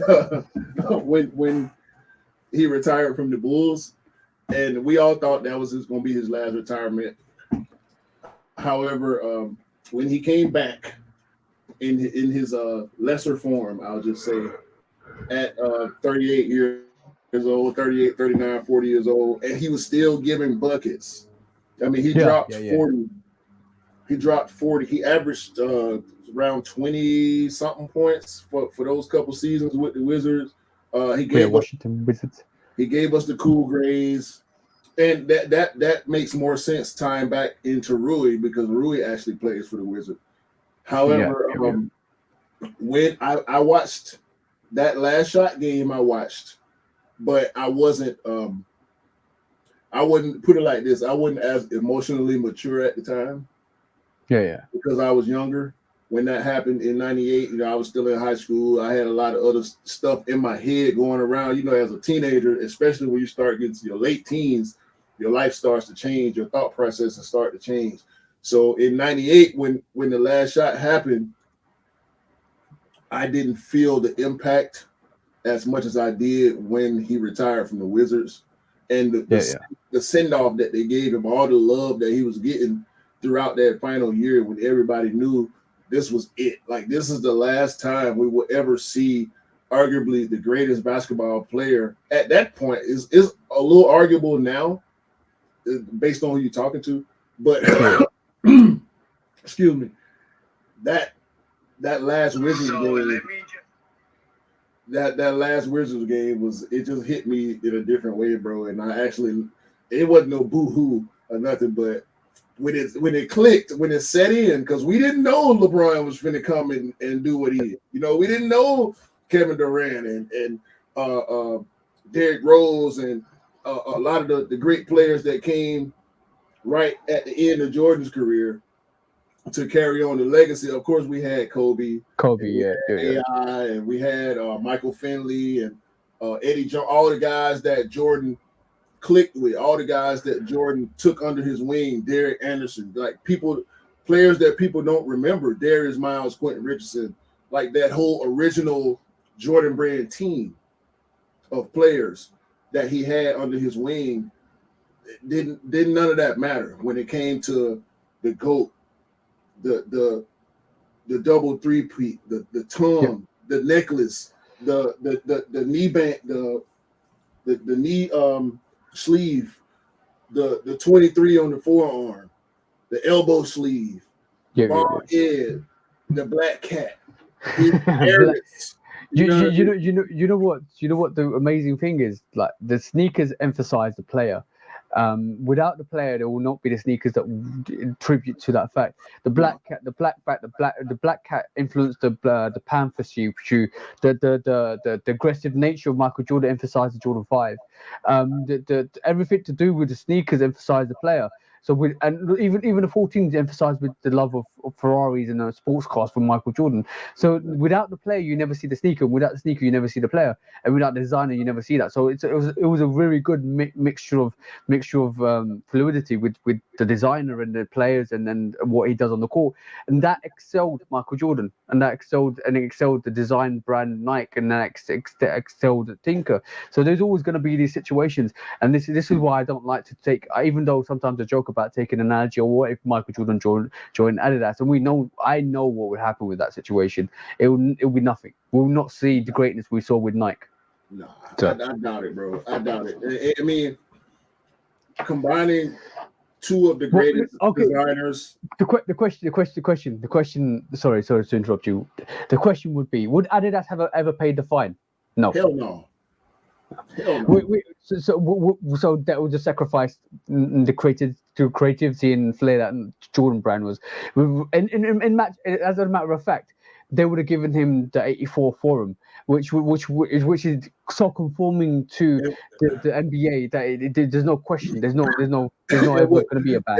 It would have been an 85 for him, and an 86 for him, and an 87 for him. We ain't see that. We got the 84, and we got the forum.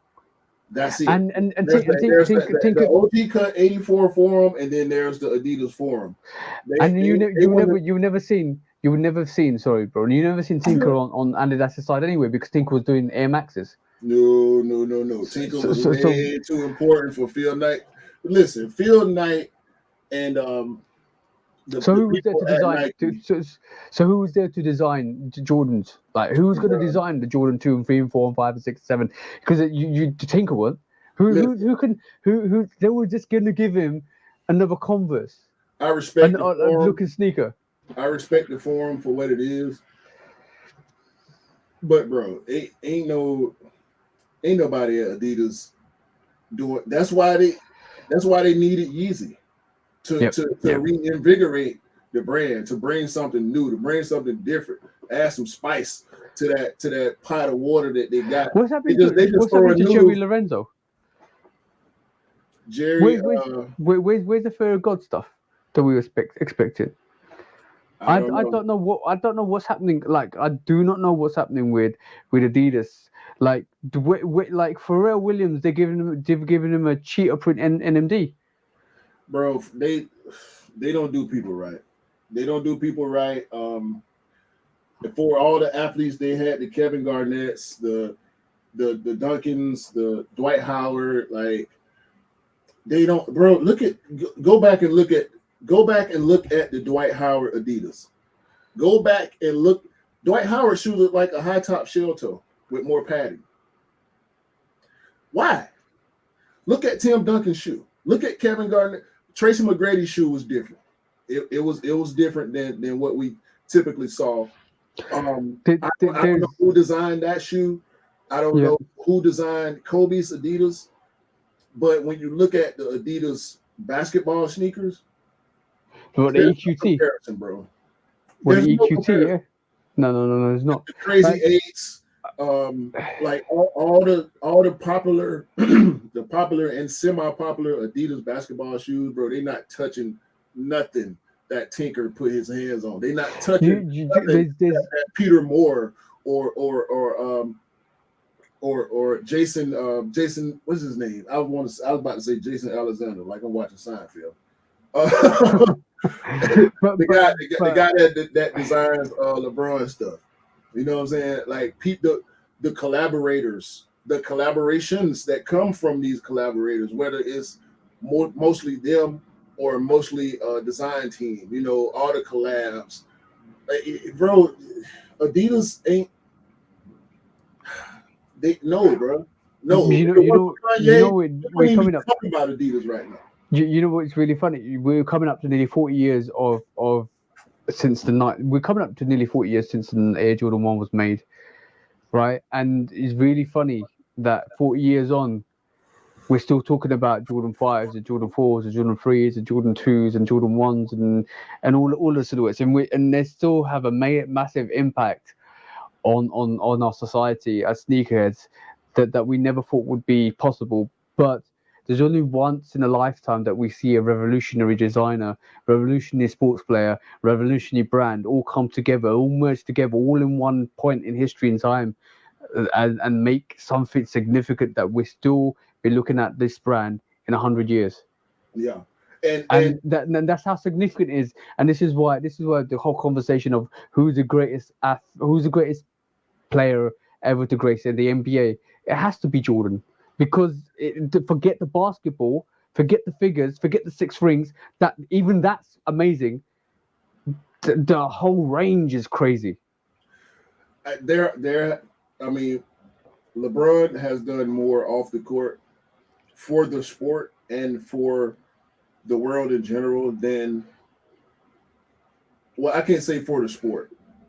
LeBron has done more socially and economically than LeBron has.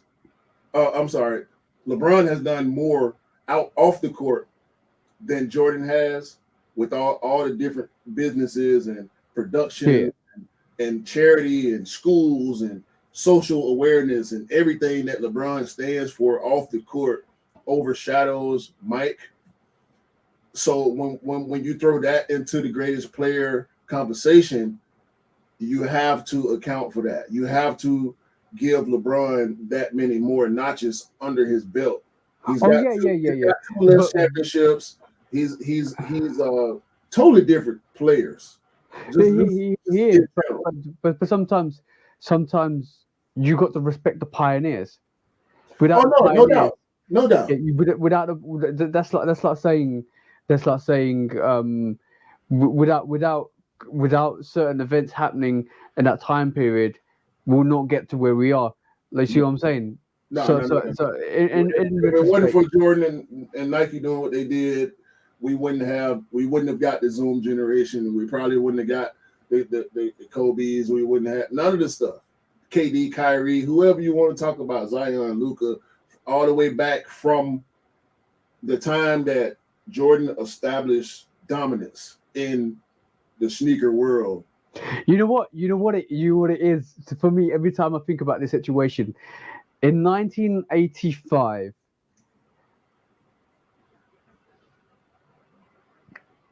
chaos became order. I don't think there was any commotion. He created the commotion. He could, but through commotion became order. Through commotion became clarity.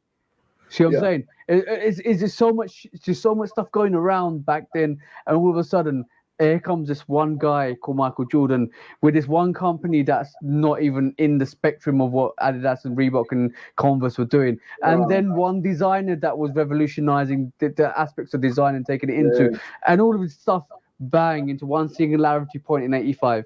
Yo, is in 85, 86, 87 made the world that we live in now as far as the sneaker game. There would be no sneaker game.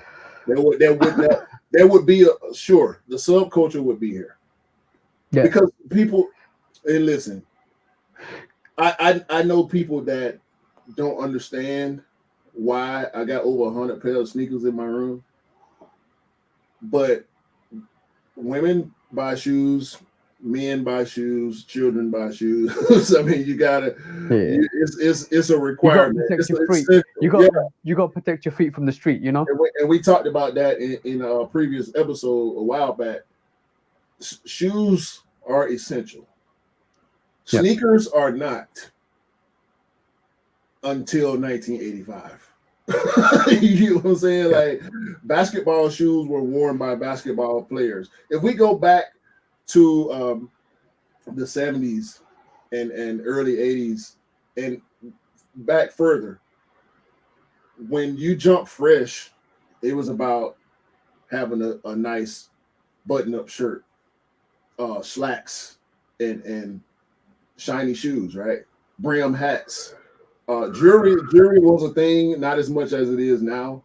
But when we talked about dressing clean and being fresh from then to now, majority of people, when they think about jumping fresh, they thinking about what sneakers are they going to put on, what streetwear brands are they wearing, you know, does your hat match? We know being tacky is a thing when we're talking about fashion, which is fine, you know, but that's not me. I'm a matchy guy. The influence on the sneaker culture, along with Peter Moore, along with Tinker Hatfield, allowed by Phil Knight, shunned by the NBA, appreciated by everybody else that was a part of the basketball culture and the fashion culture, recognize that this is something that we've never had before. The hype, and it came from a underdog company that wasn't really renowned, and it's got the elements of a really good story, really good lineup. Like the fact that they scouted Michael Jordan from the very start. They wanted him and nobody else, and they put all their efforts into one player. No, and whoever whoever basically got their head made that decision, the most, like, he must have been time reading, bro. Like, to realize that Michael Jordan was going to be one of the best players in basketball history, to set the standard of what we believe to be basketball today. Hopefully we'll see the truest depiction that we can possibly get in this upcoming movie about Nike and Jordan, and hopefully it's a great project in general. Yep. And but hopefully by the way, we get enough fan service. I want the fan service. I want to see behind the scenes truly. I want to know about the creation process being told to me, not me having to read about it or nothing like that. We know visual art is the number one thing, right? Yeah. I want to see that. I want to see that story. I want to feel it. I want to know. And let's not get this wrong. Nike was still an up and coming company from Blue Ribbon, right? They're making the waffle sneakers, they're making the Cortezes, they're making the Air Force Ones. They were up and coming. But they needed that spark to, you know what they needed, that spark with that player which Michael Jordan gave them. And the NBA at the time needed that spark to go forwards into the 80s and 90s and 2000s. They didn't know. They didn't know. They sat there and it was good. It was up and coming. And you know what? You can't replicate that scenario. An up and coming country, an up and coming company, an up and coming sport, an up and coming player, up and coming designers. You can't replicate that, bro. It's a perfect storm. Established. It's a perfect storm. And this is why I say it, bro. This is why I say it. When we get caught up in the eye of that storm. Yeah, we definitely got caught up. We definitely got caught up with the eye of the storm, bro. 100%. I'm here, man. I'm here. As I look around. And on that note, guys, sorry, we just had a proper detailed conversation. It felt like a phone conversation right at this moment in time. Yeah. But this is what the True Dogs podcast is all about. And episode 23 is all about paying tribute to Jordan Brand. And why we are sneakerheads, and you see the passion through what we talked about, the silhouettes, the facts, the myth busting. Even the sneaker court was a little play on 1985, which is a bit of a joke because obviously some people drop the ball and some people pick up the game and excel. And I've not seen Nike look back since '85. No, they can't. It's too late. We number one. We win. Y'all lose. This is what it is. If y'all want to call it second place or third place or whatever, y'all can say that, but it's a loss. It's an L. You know what I mean? It's an L for Kanye. It's an L for Adidas. It's an L for Reebok, Fila, Asics, New Balance. And fun fact of the day, by the way, if you guys didn't know, we might cover it next week. Puma and Adidas are founded by two brothers. Fun fact of the day. They've been fighting for years. They'll continue to. We don't care about it. We don't care about Clydes. I don't care about Shell Toes. I respect everything that deserves it. That's earned it. Yeah. That's represented it. Represented in the sneaker culture, because it all matters. But none of it matters as much as what happened in 1985 moving forward to right now. So that's just where I'm at with it, man. If you ask me why I'm a Nike guy, why I'm a Jordan guy, I can't tell you. I just love it. I'm just here. I'm just here. And I ain't going nowhere. ain't nothing Adidas can do that's gonna knock me off my path, bro. To the point where I'm gonna buy some Jordan clogs. and we come full circle, because we talked about breaking barriers, breaking boundaries, and breaking those gatekeeping rules and regulations, and Nike did that perfect in 1985. So yeah. And on that note, bro, I'm gonna let you cool us down. Yo, episode 23, True Dog Podcast has come to a close. This 23 thing, man, it made us go 3 hours. We weren't supposed to go three and a half hours. Yeah, We were not supposed to go up to 4 hours. But next week we'll back down to 2 hours because next week we'll have more relevant features. But this was a special episode, 23 episodes, Yeah. and It the means a lot. number 23 brings so much relevance to culture, brings so much relevance to the actual circumstances I can't see our that. of I can't see that number without thinking about Mike. So and a lot it's of his number. people out there use the number 23 just because of Michael Jordan as well. So shout out to the people that actually associate with that number. It holds a lot of relevance. Definitely. 45 maybe did for a little while when Jordan 11s came out, but 23 is where it's at, guys. 23 is where it's at. It's all over the silhouettes. It's all over the sneakers. But Episode 23. Episode 23. Shout out to the bros. Shout out to everybody that's watching, man. We appreciate y'all. Check out the reviews. Check out both channels, Love Kicks Custom and 808 Kicks. Until next week, for TJ and myself, we hope everybody can go out there and get all the great Jordan sneakers that y'all want, because everybody deserves all the Jordan sneakers that they like. Okay? Yes. And on that note, guys, hope you all have a great time. Peace out for now.